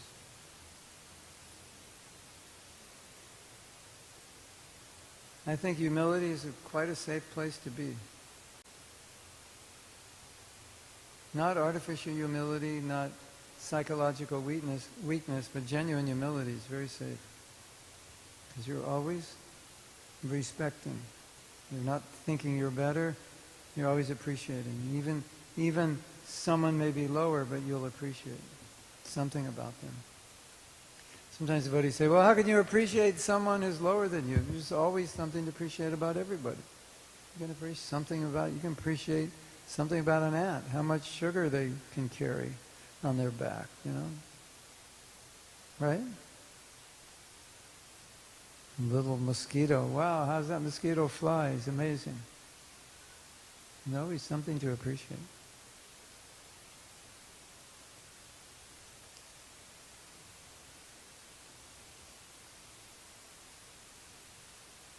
When in doubt, just be humble. Yeah. Hare Krishna Prabhu. Prabhu, could you speak little about hankering and what you mentioned about Chaitanya Mahaprabhu's statement? It was something like I'm attracted by things of this material world, but I'm not attracted by you. So can you elaborate on that? Material hankering or spiritual hankering? Both. Oh, yeah. Well, Mahaprabhu and a lot of the acharyas, they will offer prayers as if they were conditioned souls to teach us, right? So that hankering of Mahaprabhu in the fifth verse, sixth verse. Nayanam garud ashrudharaya. When will I cry? Badanam gadgadarudaya. When will I choke? Pulakar nichitam. When will the hairs on my body stand up?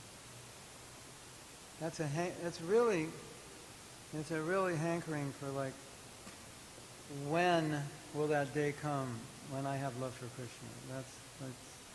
That we should all have. And there's, this song by Bhaktivinoda Thakur, Kabhi Habhi Bolo Se Dinamar. When will that day come? So it's when will that day come? And then he lists all the things that he's hoping, like he's anticipating. Let's say you're a dancer. When will that day come when I'm dancing on stage and the Prime Minister of India is there and there's 10,000 people in the audience? It's like, what is your most cherished goal? When will that day come? When all my offenses ceasing, taste for the name increasing. When in my heart will your mercy shine? When will that day be mine? And then he goes on. When will I run along the banks of the Ganga like a madman, chanting Gauranga, Gauranga? Like, when will that ecstasy come? In other words, when will my heart be pure? So all the things that happen within a pure heart in my life will appear, which are all aspects of loving Krishna. So it's really a hankering for when will that day come when I love Krishna. So if we have a strong hankering for that, that becomes what pulls our life in every, like everything you do, every choice you make. If your hankering is to love Krishna, it will be choices that will get you closer to that. If you don't have that hankering, and you're hankering for something material, obviously you make choices, different choices. Material hankering is natural for the conditioned soul, because we want things. Right? We want so many things.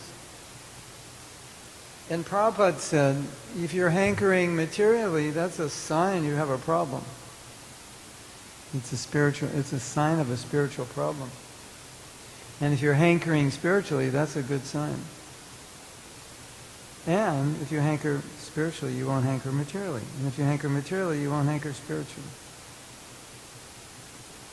So your next question is, how do I hanker spiritually? And the answer is, Hare Krishna, Hare Krishna. Krishna Krishna, Hare Hare, Hare Ram, Ram Ram. You keep going on, you keep doing sadhana, you keep hearing, and that hankering gets stronger and stronger. You become more attracted to Krishna. As you become more attracted to Krishna, you want more of Krishna and less of Maya. And when it becomes strong enough, then you'll be Nayanam Garuda Shrudara. When, oh when? Will my eyes be filled with tears? When will that day come? Otherwise, when will that day come when I get a mansion? And become CEO of Google and whatever else you want. That's normal for conditioned souls. But my point yesterday was, if you're chanting properly, you will be hankering spiritually. And if you're chanting but it's offensive, you'll end up hankering materially. And that's how you know your chanting is not done properly. Because you'll find all kinds of things in your heart that shouldn't be there. Like what did Krishna tell Arjuna? How have all these impurities come in your heart? I think it was one devotee offended Srivas Thakur. And this devotee got leprosy. And Lord Chaitanya saw him and he said, please cure me of this leprosy. And Mahaprabhu said, no. You've allowed your heart to become contaminated, and your heart is the most sacred place, and you've allowed contamination in your heart. That's a sign of spiritual weakness. So if you follow the process properly, you'll naturally be hankering for Krishna consciousness. And if you don't, you will naturally be hankering for everything else but Krishna. Krishna will get a back seat in your life, or he'll get the front seat. If you're a devotee, if you're pious, then Krishna may only get the back seat, not the front seat. But if you do sadhana well, he'll get the front seat. Does that make sense? he'll be more important to you. Prabhu, can I also ask one more question? That sometimes when we are chanting, so we experience this, when will that day come? But then there are other times when we are pulled in opposite directions. So we toggle between spiritual hankering and material desires. So if material desires come while chanting, how should we tackle that? You know, beautiful, something really beautiful that I've discovered. So many of the material desires, we actually don't want them. They're just impulses. And this is where intelligence comes in. Because our intelligence knows what's good for us, and our intelligence knows what we want. It's just the impulses born of conditioning that are the problem. So, you find yourself desiring something you really don't even want, because that's conditioning. Like what you just said. It's like, there's a couple of things you can do. And I find just stating out loud what you want and what you don't want. So let's say something comes up and you really don't want it. Just say out loud, I don't want this. And state what you want. And that energizes and clarifies what you want. You can try it. It's really, really powerful. Just state it. Because those flickering thoughts in the mind, if they're not what you want, and you just say, say, Maya, I don't want this. What I want Krishna's lotus feet, or whatever I want in Krishna consciousness. You state it. And you state to Maya, don't bother me with this, I don't want it. But basically, when you say it out loud, you're really telling yourself, you're really reinforcing to yourself you don't want it, which is beautiful, isn't it? Because the mind's like, and you just go, mind, I don't want that. Don't bother me with that. What I want is this. So it's such a beautiful thing to reinforce in your own mind and heart what you want by speaking it. And there's another one, a psychologist, I think it was a psychologist said, have a conversation with your intelligence. Like something's coming up, you're hankering for something material, and say, intelligence, what do you think about this? What do you think I should do? And have a little talk with your intelligence. That is interesting, Like we find the acharyas are like, my dear mind, don't do this, don't do that. They're having conversations with their mind, trying to make sense of it. You have a conversation with your intelligence. My dear intelligence, I have this attachment right now. What should I do? And you know what the intelligence is going to say. And so by talking to your intelligence, you activated it. Because in those times, it's your intelligence that saves you. Right? And everything we're doing, sitting here and hearing and chanting and all the reading we do every day, is strengthening our intelligence. So as devotees, we have good intelligence. We just have to make sure it's always working. And that hankering comes when the intelligence is, it sneaks in. Intelligence is weak. And then we suffer, because we do something that in a sober moment we would have never done. And then we regret it. And it's very painful. And the most beautiful thing is to always act in Krishna consciousness, because that's what you want. Now think about this. It's impossible to be happy doing something, being impelled to do something that you're going to later know you're going to regret. Have you ever done something and you go, I know I'm going to regret this, and then you just do it. So you got your pleasure, and now you had 10 minutes of pleasure and 3 weeks of regret. Right? That's a very unloving thing to do to yourself, isn't it? So it also helps when you have these attachments and these desires that are really foreign to what's deep in your heart, to just think, if I do this, I will suffer, and I will bring about my own suffering. And I love myself, I care for myself, I want to love and care for myself. more so that I wouldn't do these things to myself. And this is how also, when this workshop is over, this is how one of the main ways you're going to be able to continue. It's because you care about yourself. And if you care about yourself, everything we've learned here, you will want to apply. And if you don't care, it's very easy to forget it. Because caring is fundamental. Caring is fundamental to progress. Caring about yourself, fundamental to progress.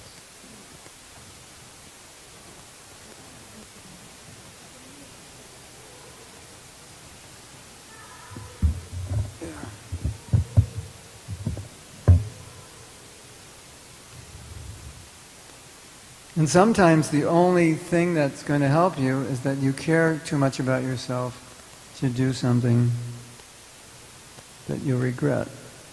You love yourself too much to cause harm to yourself. So even though you have some material hankering, you tell yourself, if I do this, I know I will be unhappy, and I can't do that to myself.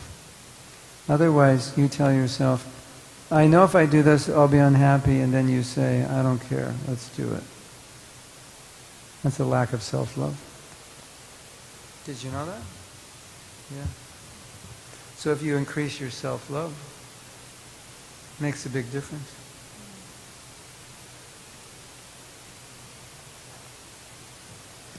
That's the whole topic of my self-care course. Overcoming the I don't care. This little I don't care voice. That's what's destroying us. If you have a voice that says I care, you practically can do anything. You practically can do anything that's good for you. And if you have a voice that says I don't care, you're going to have a really hard time doing what's good for you because you don't care.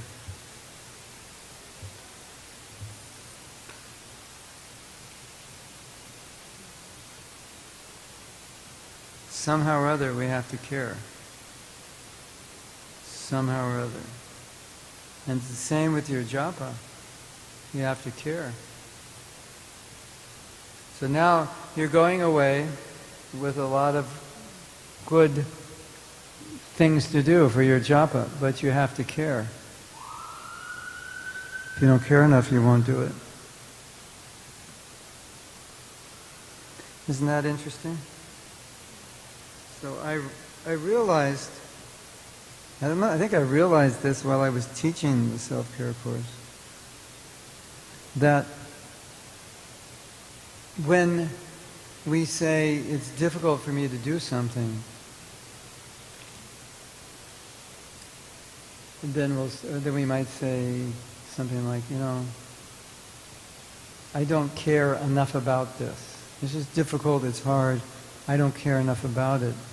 Then I realized, if you cared more about yourself, you would do it, even though you don't care enough about it. So you might say, I don't care enough about japa. Then I would say, if you cared more about yourself, would you care more about your japa? I think it's obvious. The answer is yes. So most of us stop on like, I don't care enough about my japa, and I don't know what to do, and I never cared about japa, etc. And I say, go one level lower. Care more about yourself. And then you'll care more about your japa. So we think it's the japa I don't care about. I think it's the self I don't care about. That's what I think. So that's a good meditation. Because I believe if you care more about yourself, you will chant better japa. If you care more about yourself, you will care more about your japa. And it's hard to care more about your japa if you don't care more about yourself. I mean, you could care about your japa and not care about yourself, but it's unlikely. Or at least unlikely that it would last.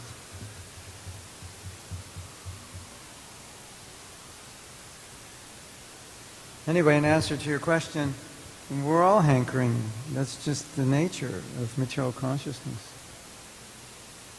But we've come here to hanker for Krishna and to pray to Krishna all the time. Help me.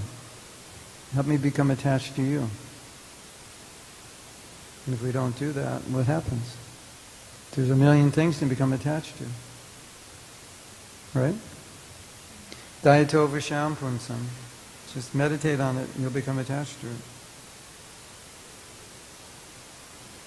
And that's all coming, it's all coming from not being spiritually satisfied. Because if we're spiritually satisfied, then why would we become attached to things that aren't in relation to Krishna? We wouldn't. Would we? No. You don't eat when you're not full. And when you're full, you don't eat. You eat when you're not full. So if I'm empty inside, then I hanker for something enjoyable. Because I lack Krishna consciousness. Ah, the sun loves me.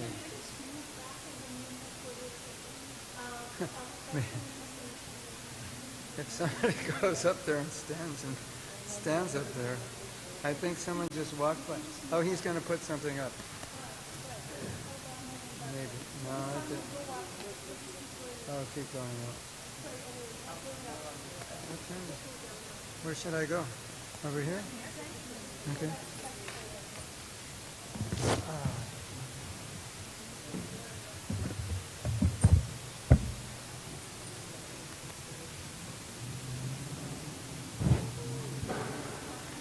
Krishna, Krishna, Hare Hare. Okay, anything else you want to ask? Yes.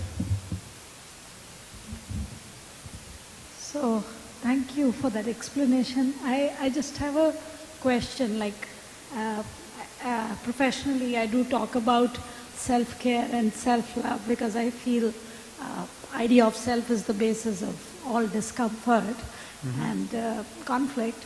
But after listening to a few spiritual gurus and swamis, it felt like giving up of desire is important for spiritual growth.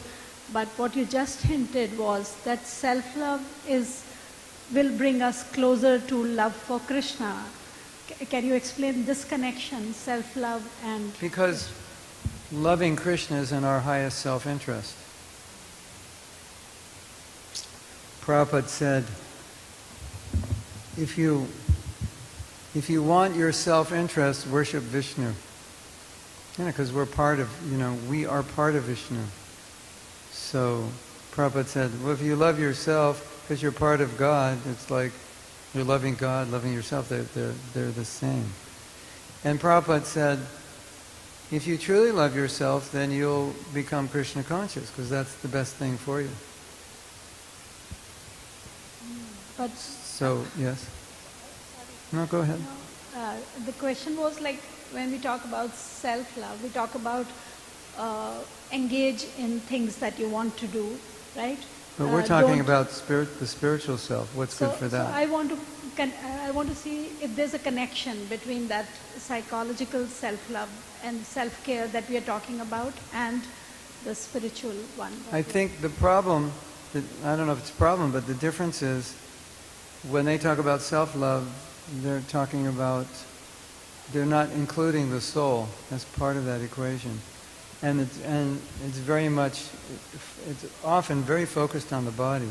Like, it's not that it's so bad, but if it just stops there, then, so, our self-love is focused on doing things which are beneficial for us spiritually. So, if I'm going to do something which is going to undermine my Krishna consciousness, then I could tell myself, I love myself too much to allow myself to do something which would be destructive for my spiritual life. So in principle, or psychology, it's the same idea. In application, it's focused on the self and its relationship with Krishna as what is our real self-interest. And so loving the self is in relation to that. But, the principles of self-love are there also. but it just has a higher goal, and it's not limited to physical self. But Thank you. yes. What is chanting with remorse? Is it just a feeling? Is it revealing what you're feeling to somebody in confidence? Is it writing a letter to the Holy Name? Obviously changing your behavior, but really, like, what could you define? I think it can be more? all of that. As far as I understand, Bhaktivinoda Thakur defined it as like an apology to Krishna, that I have offended your name. I've taken it cheaply. I think it's beautiful to do that, because how are you going to stop taking Krishna's name cheaply unless you apologize? Some people don't want to apologize because they know they're going to do it again. I think, we did this exercise in one Japa workshop, and a lot of people said, I said, how'd it go? And they said, I didn't apologize. Why not? I said, because I wasn't sure I could keep my promise to not... Well, no, actually what we said is we did the remorse, and then we said, can you make an intention that you won't chant bad rounds? And they said, I can't, because I'm not sure. But making an intention is different than making a vow. I think we can make an intention. Krishna, I'm sorry that I've chanted bad rounds, and I've offended your name. I want to make an intention not to do that again. Because when you make an intention, it brings it to your awareness. And once I made that intention, then a lot of times I would stop chanting because I was not in a good place to chant, and I couldn't chant well. I was just like, I'm not going to chant here. Previously, I would have just chanted to get my rounds done. In the car, everybody's talking, you're chanting, and you're just listening to them talk. So, what's the point? I'm not going to chant bad rounds. That's how that intention works. So I think we should all make that intention. That is important. And I think one of the intentions we can make, either tonight or tomorrow, if we want to make that intention, is to be aware of all the things that would cause me to chant poorly. Like, what does it look like? And just be aware. I'm not going to do that anymore. Chanting in front of the TV or whatever it is, I'm not going to do. So be aware of what is causing you to chant poorly, and then just make an intention not to do that. Yeah. I don't know what. I want to do it tomorrow. I want to make sure everybody's here. But tomorrow we'll do that. You can kind of look at what are those pitfalls and isolate them and make an intention to no longer allow myself to go in that direction. I had one more question. So when we talk about chanting with the mood of prayer, some other leaders who do, Japa workshops might say that posture is a big deal, right? So, but sitting down is important, but that can be really difficult over the course of 2 hours. So they might even advise Japa while walking can also be like a hindrance to getting into a certain framework. But obviously we do Japa walks, etc. Is that not okay? It depends on the person. I think those who recommend sitting down for 2 hours and chanting are recommending it. Number one, obviously they can do it, and for them that has been proven the most effective, generally because you're not in a distracting situation.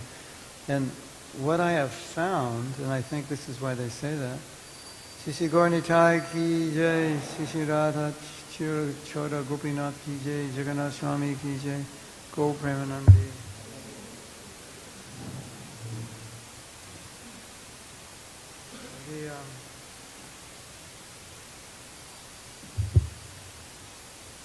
The nature of the mind tends to wander more when the body's moving, especially when the eyes are moving.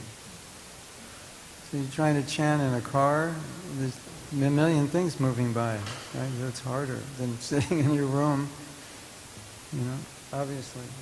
But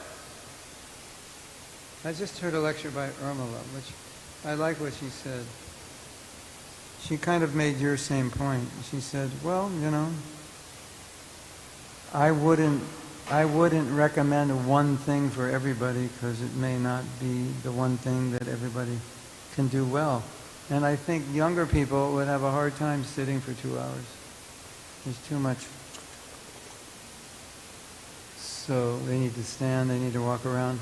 You could say, yeah, well, it'd be better if they just sit. Their minds would be more calm, but they can't sit. So then it's better that they're up walking.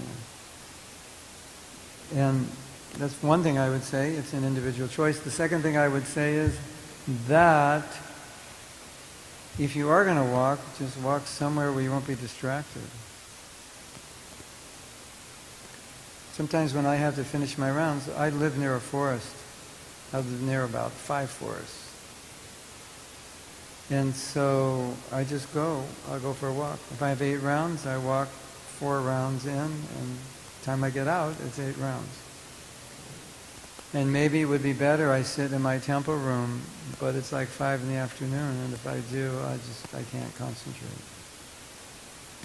So, yeah, you have to see what works for you, not what works for somebody else. That might also work for you, but you have to see.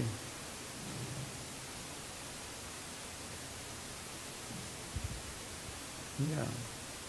What do you think, Bhakti Marg Swami? How do you think he would answer that question?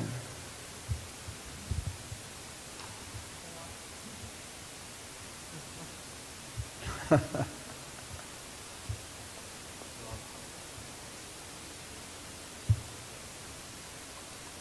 the answer is it depends. It depends on what. But yeah, generally, typically sitting down in a sacred place or a sacred space where there's no distraction, you don't have to fight any distraction. I did do a Japa workshop here. I think I did 3 workshops here before all of you were born or something. We were born in Krishna consciousness. I think we did one on Japa.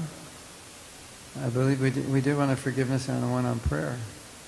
And in the Japa work, when the one on Japa, I said, walk around fast and look around. Just keep walking and looking and try to chant your rounds.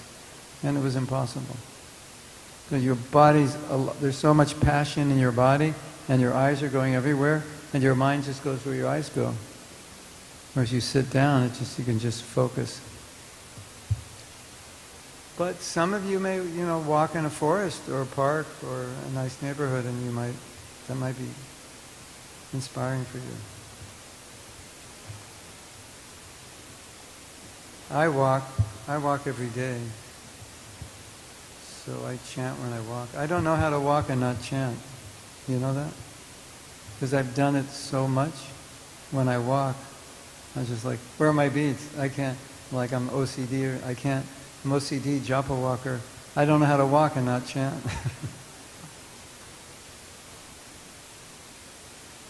Hare Krishna. Yeah.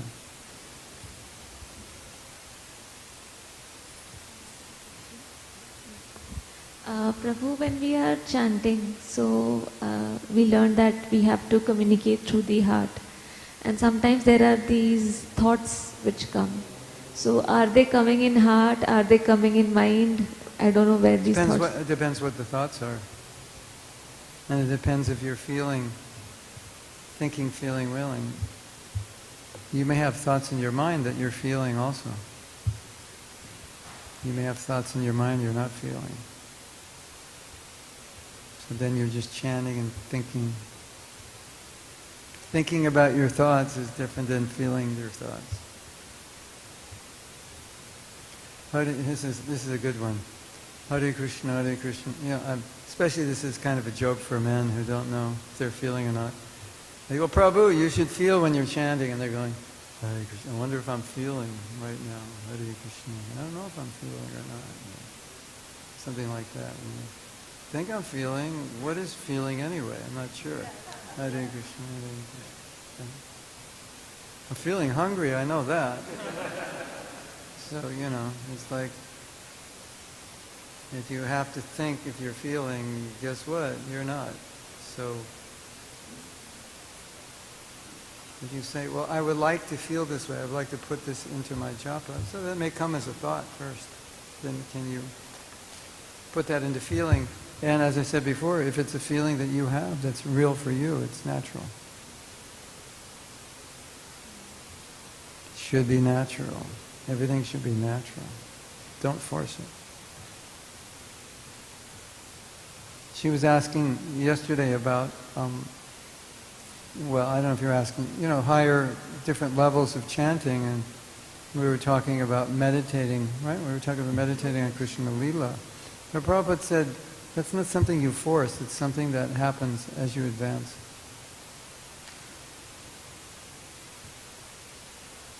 You want to hear a funny story? In San Francisco in the late 60s, in the temple, the devotee got a picture of Krishna, and he put it on a harmonica holder. A harmonica holder is a wire piece that goes around your neck, and at the end of it, a harmonica fits in. And so when you're playing guitar and you want to play harmonica, it's like dangling low, and you want to play, you just pick it up, and I guess you hold it in your mouth and you play. So in that harmonica, did you hear that? No. Harmonica holder, it's a metal piece around your neck that holds a harmonica. So he didn't have a harmonica in it, he took a picture of Krishna. Because Shastra says you should think of Krishna 24/7. So he just had this harmonica holder and he'd look at the picture of Krishna. And Prabhupada thought that was crazy.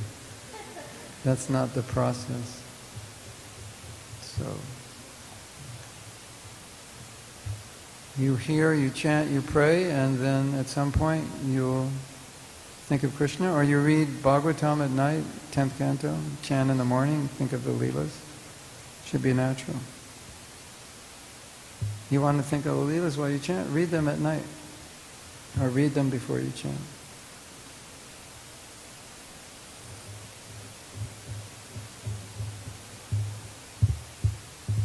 That's hanker. That's good. Hanker. You can hanker to be able to think of Krishna's Leela while you chant. That would be good. You can pray for that. Leelas. You can hanker to think of Krishna's Leelas when you chant.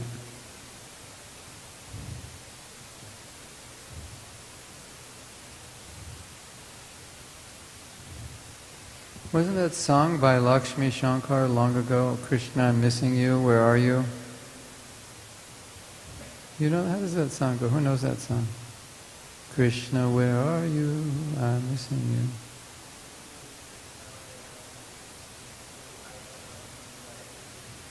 you. I cannot see you? Yeah. That's good. But then, Prabhupada would say, if you want to see Krishna Leela, but become qualified to see it. So you have to become pure. Qualify yourself, and then you will see it when you chant. And so sometimes we want to see something, we want a realization we're not qualified for. We haven't earned it. So that's artificial. Don't spend $1 million before you made. Don't spend $1 million before you made 2 million. So don't try to enter some higher state of Krishna consciousness before you're qualified.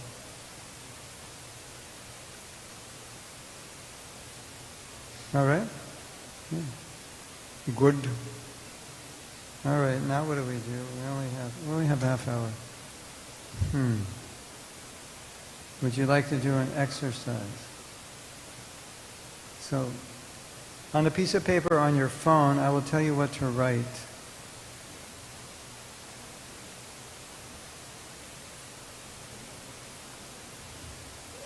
Write down, the holy name is my, and then put a blank. The holy name is my, and just put a line. And under the line, put same sentence, because.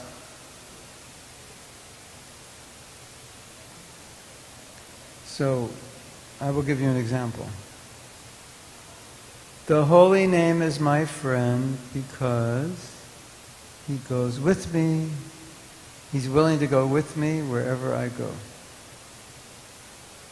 The holy name is my psychiatrist because he keeps me sane in this crazy world. So you have two things. The holy name is, what is it for you, and why. So because is why it's like that. And you can write that as many times as you want. This is an exercise in appreciation. And we talked about appreciation, I think, yesterday, maybe today. Appreciation is a very powerful emotion. This will help you appreciate. And this exercise is good to look at, like a year from now. Or good to look at when your japa is not good. So write as many as you want. And then we're going to share with one another and get excited.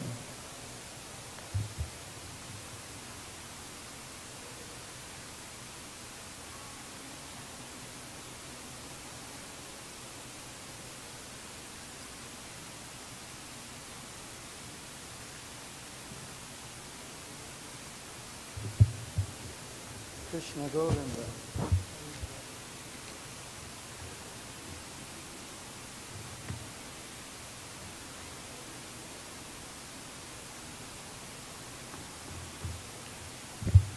I have about 10 Japa retreat notebooks with the holy name is my over the years. And nice to look at, 10 years later.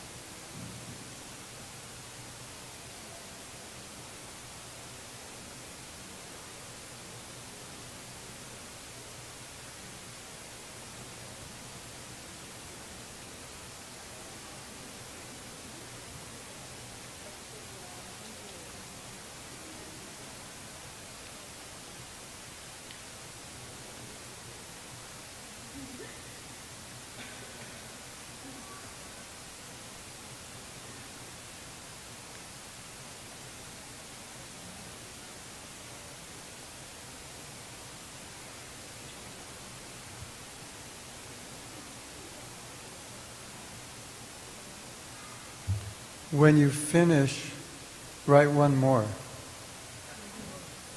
Might be the best one.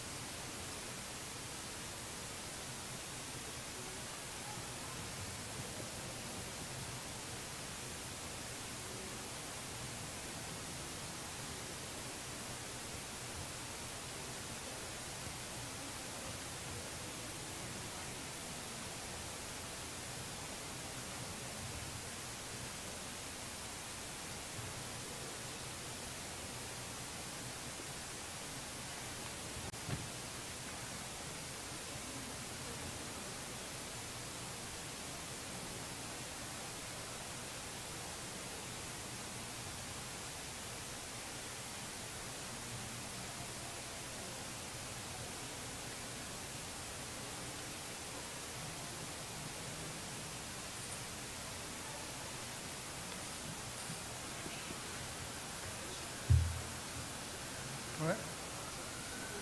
One second.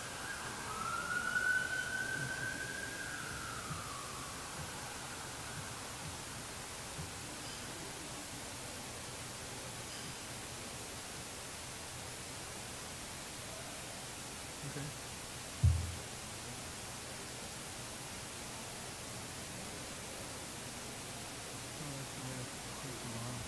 I'm thinking maybe have to figure it out tomorrow.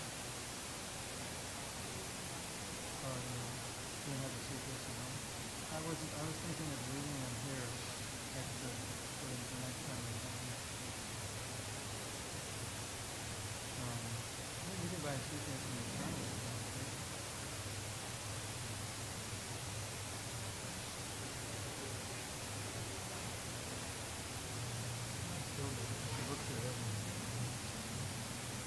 Small one is like the one we left is plenty big.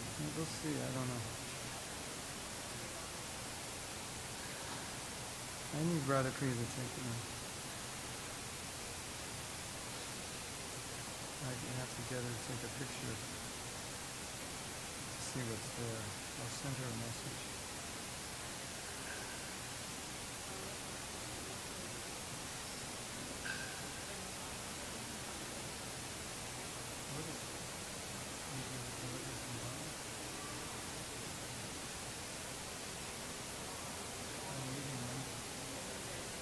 To buy it, you know, just buy one there.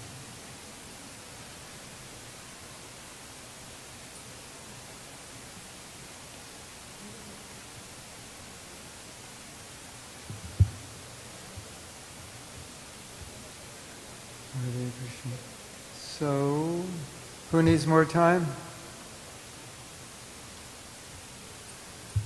All right, I think we're good. So, we are going to turn over the microphone to all of you, and you're going to share with us one or two or three of your appreciations of the Holy Name to inspire us and to also inspire yourself. Okay. It looks like you have the microphone.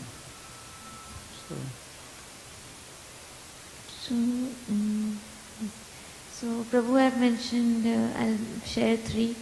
Holy name is my internal conversation because it's with Krishna himself.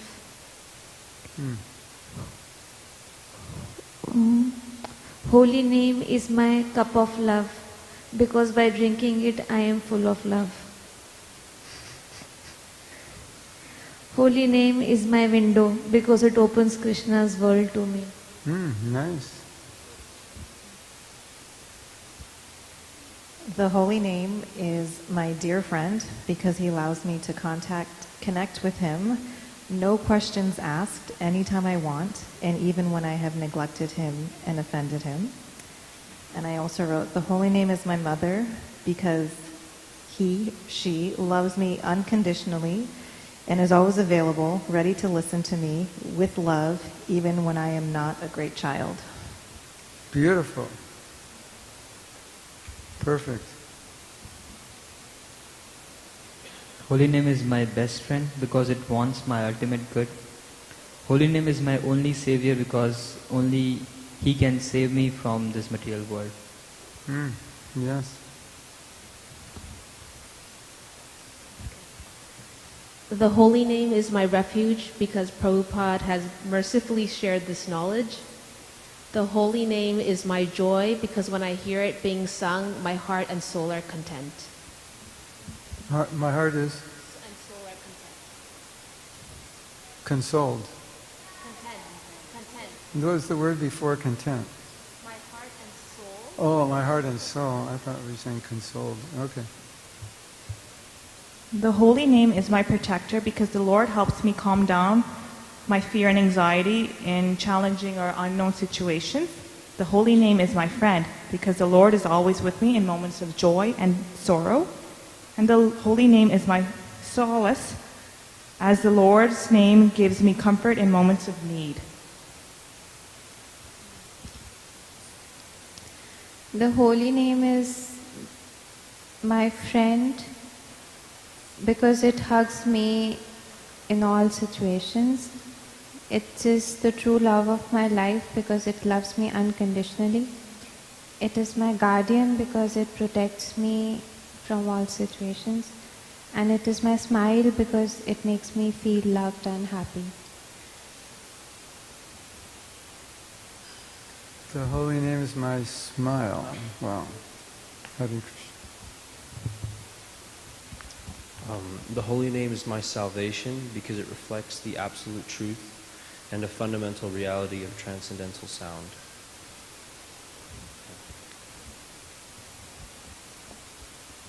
The holy name is my home because he gives me unconditional love and provides safety from everything, even when it's myself. And the holy name is my saving grace because he is always there to catch me, guide me, and pull me out of any difficult situation.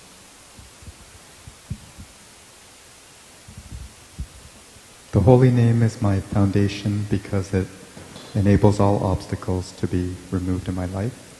The holy name is my solace because it will be the only thing I can take with me at the end of my life.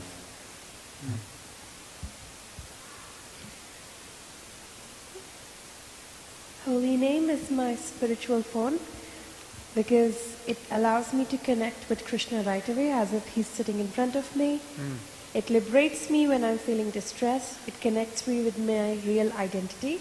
And it appears like a magical door that gives me a spiritual self-care. Beautiful.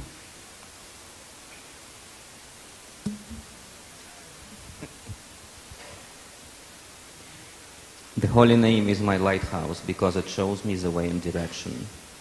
Holy name is my what? Lighthouse. Lighthouse. The holy name is my treasure because nothing in this world is worth more. Oh, nice.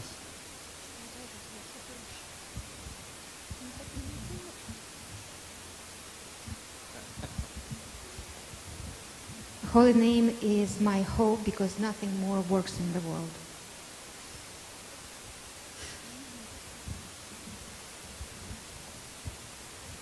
The holy name is my treasure because it is the most valuable object and it is given by Krishna himself. The holy name is my love because it's imperfect, condition, but whatever is it belongs to Radha and Krishna.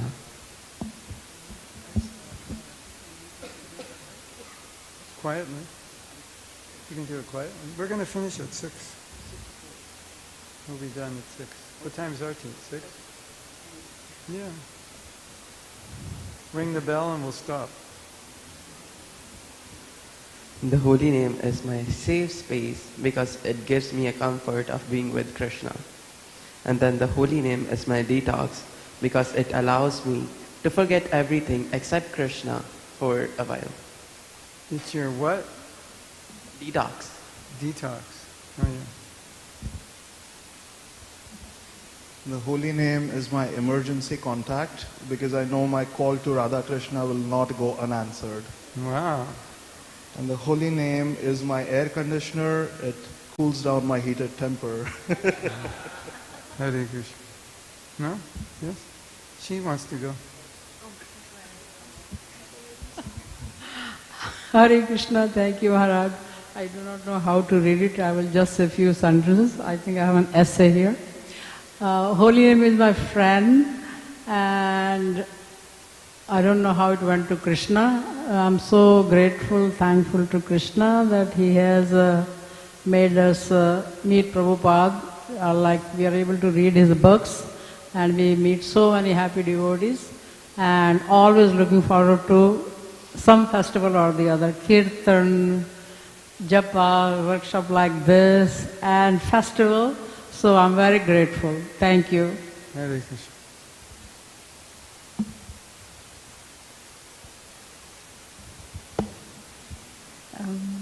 The holy name is my weapon because it gives me courage to face the world. The holy name is my armor because it makes me feel protected. The holy name is my redemption because it cleanses my soul. The holy name is my master because he is my connection with Krishna. The holy name is my savior because he saves me from the clutches of material energy. The holy name is my companion because it keeps me company even in my lowest times. Say that again. Companion because? It keeps me company even in my lowest times. Oh, nice. The holy name is my medicine because it heals my heart unconditionally. The holy name is my only real anchor because it is eternal and stable. And the holy name is my light because it gives me clarity. The holy name is my vacation spot because I can get away from everything. I can go there and get away from everything. Hare Krishna Maharaj. So the holy name is my solace. It detaches my mind from material thoughts. It's my guide because it enriches my intelligence and make me see where I am lacking or doing wrong. And it's my deities because I can worship Radha Krishna immediately. So yeah. Yeah. You can worship Radha and Krishna without being a Brahmin by chanting Hare Krishna. The holy name is like a parent. It calms me down in situations of crisis and hugs me at times when I need the hug. The holy name is like Google Maps. It helps me navigate, stop, rewire and navigate through situations when I'm erratic and stressful. And the holy name loves me like my guru, constantly trying to build my relationship with Krishna. The holy name is my GPS because it guides me back to Godhead. Right?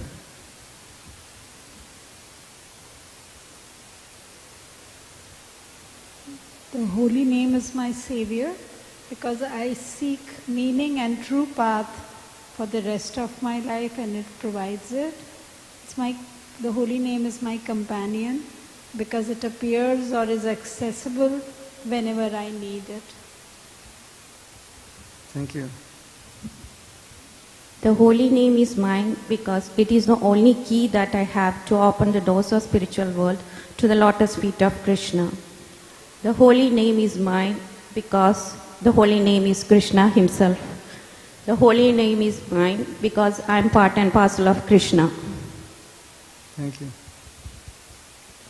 The holy name is my teacher because it teaches me to love Krishna by doing pure devotional service.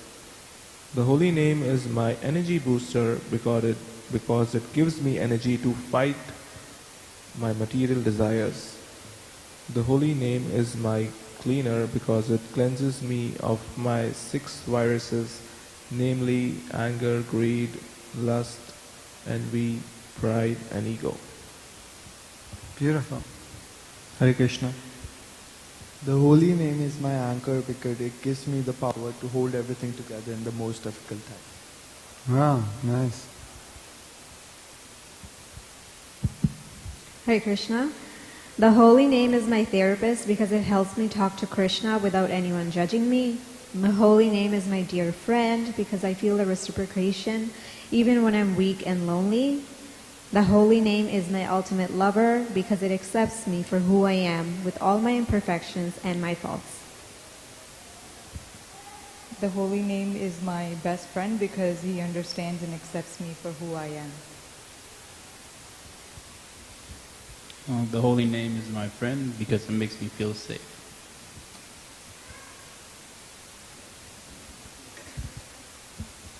The holy name is my airplane because it brings me to Krishna.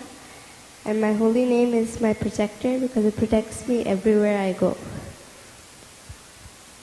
The holy name is my rising sun because it is filling my darkened life with endless light and life with Krishna's presence. The holy name is my Lord because it is non-different from Krishna and gives me the experience of being with him. The holy name is my everything when there is nothing, my everything when I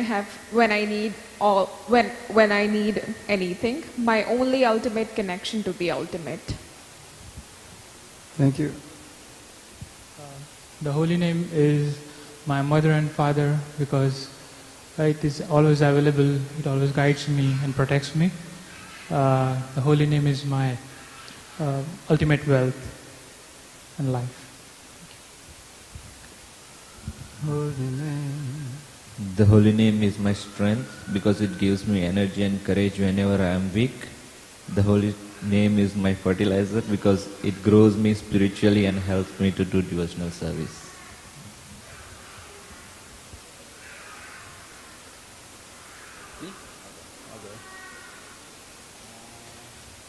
The holy name is my home because it shelters me from the material world. The holy name is my friend because I can spend as much time as I want, there's no limit. The holy name is my energy because it gives me energy and the day goes very easy after chanting.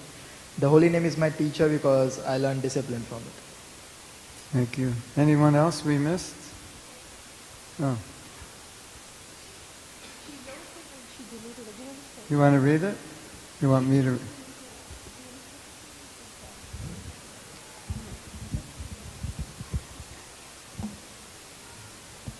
Holy name is? She wrote, holy name is all my help. Is all I am? All my help. All my The help. holy name helps me do the good things.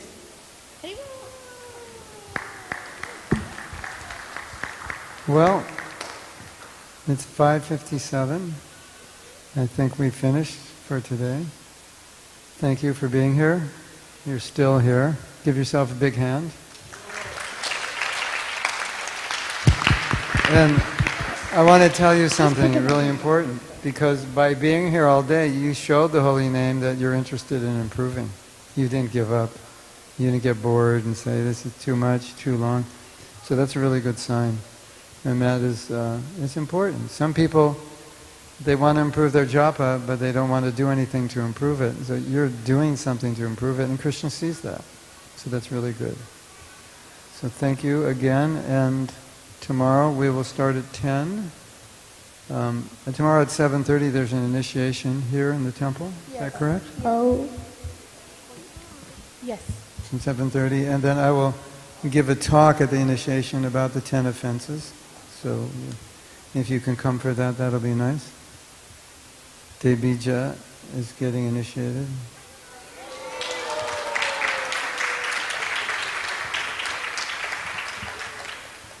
So that'll be a highlight of the morning. And then after that, we will start at 10 o'clock. Thank you. Hare Krishna. Srila Prabhupada ki jai. Taigo Premanandi. Hari Hari Bol.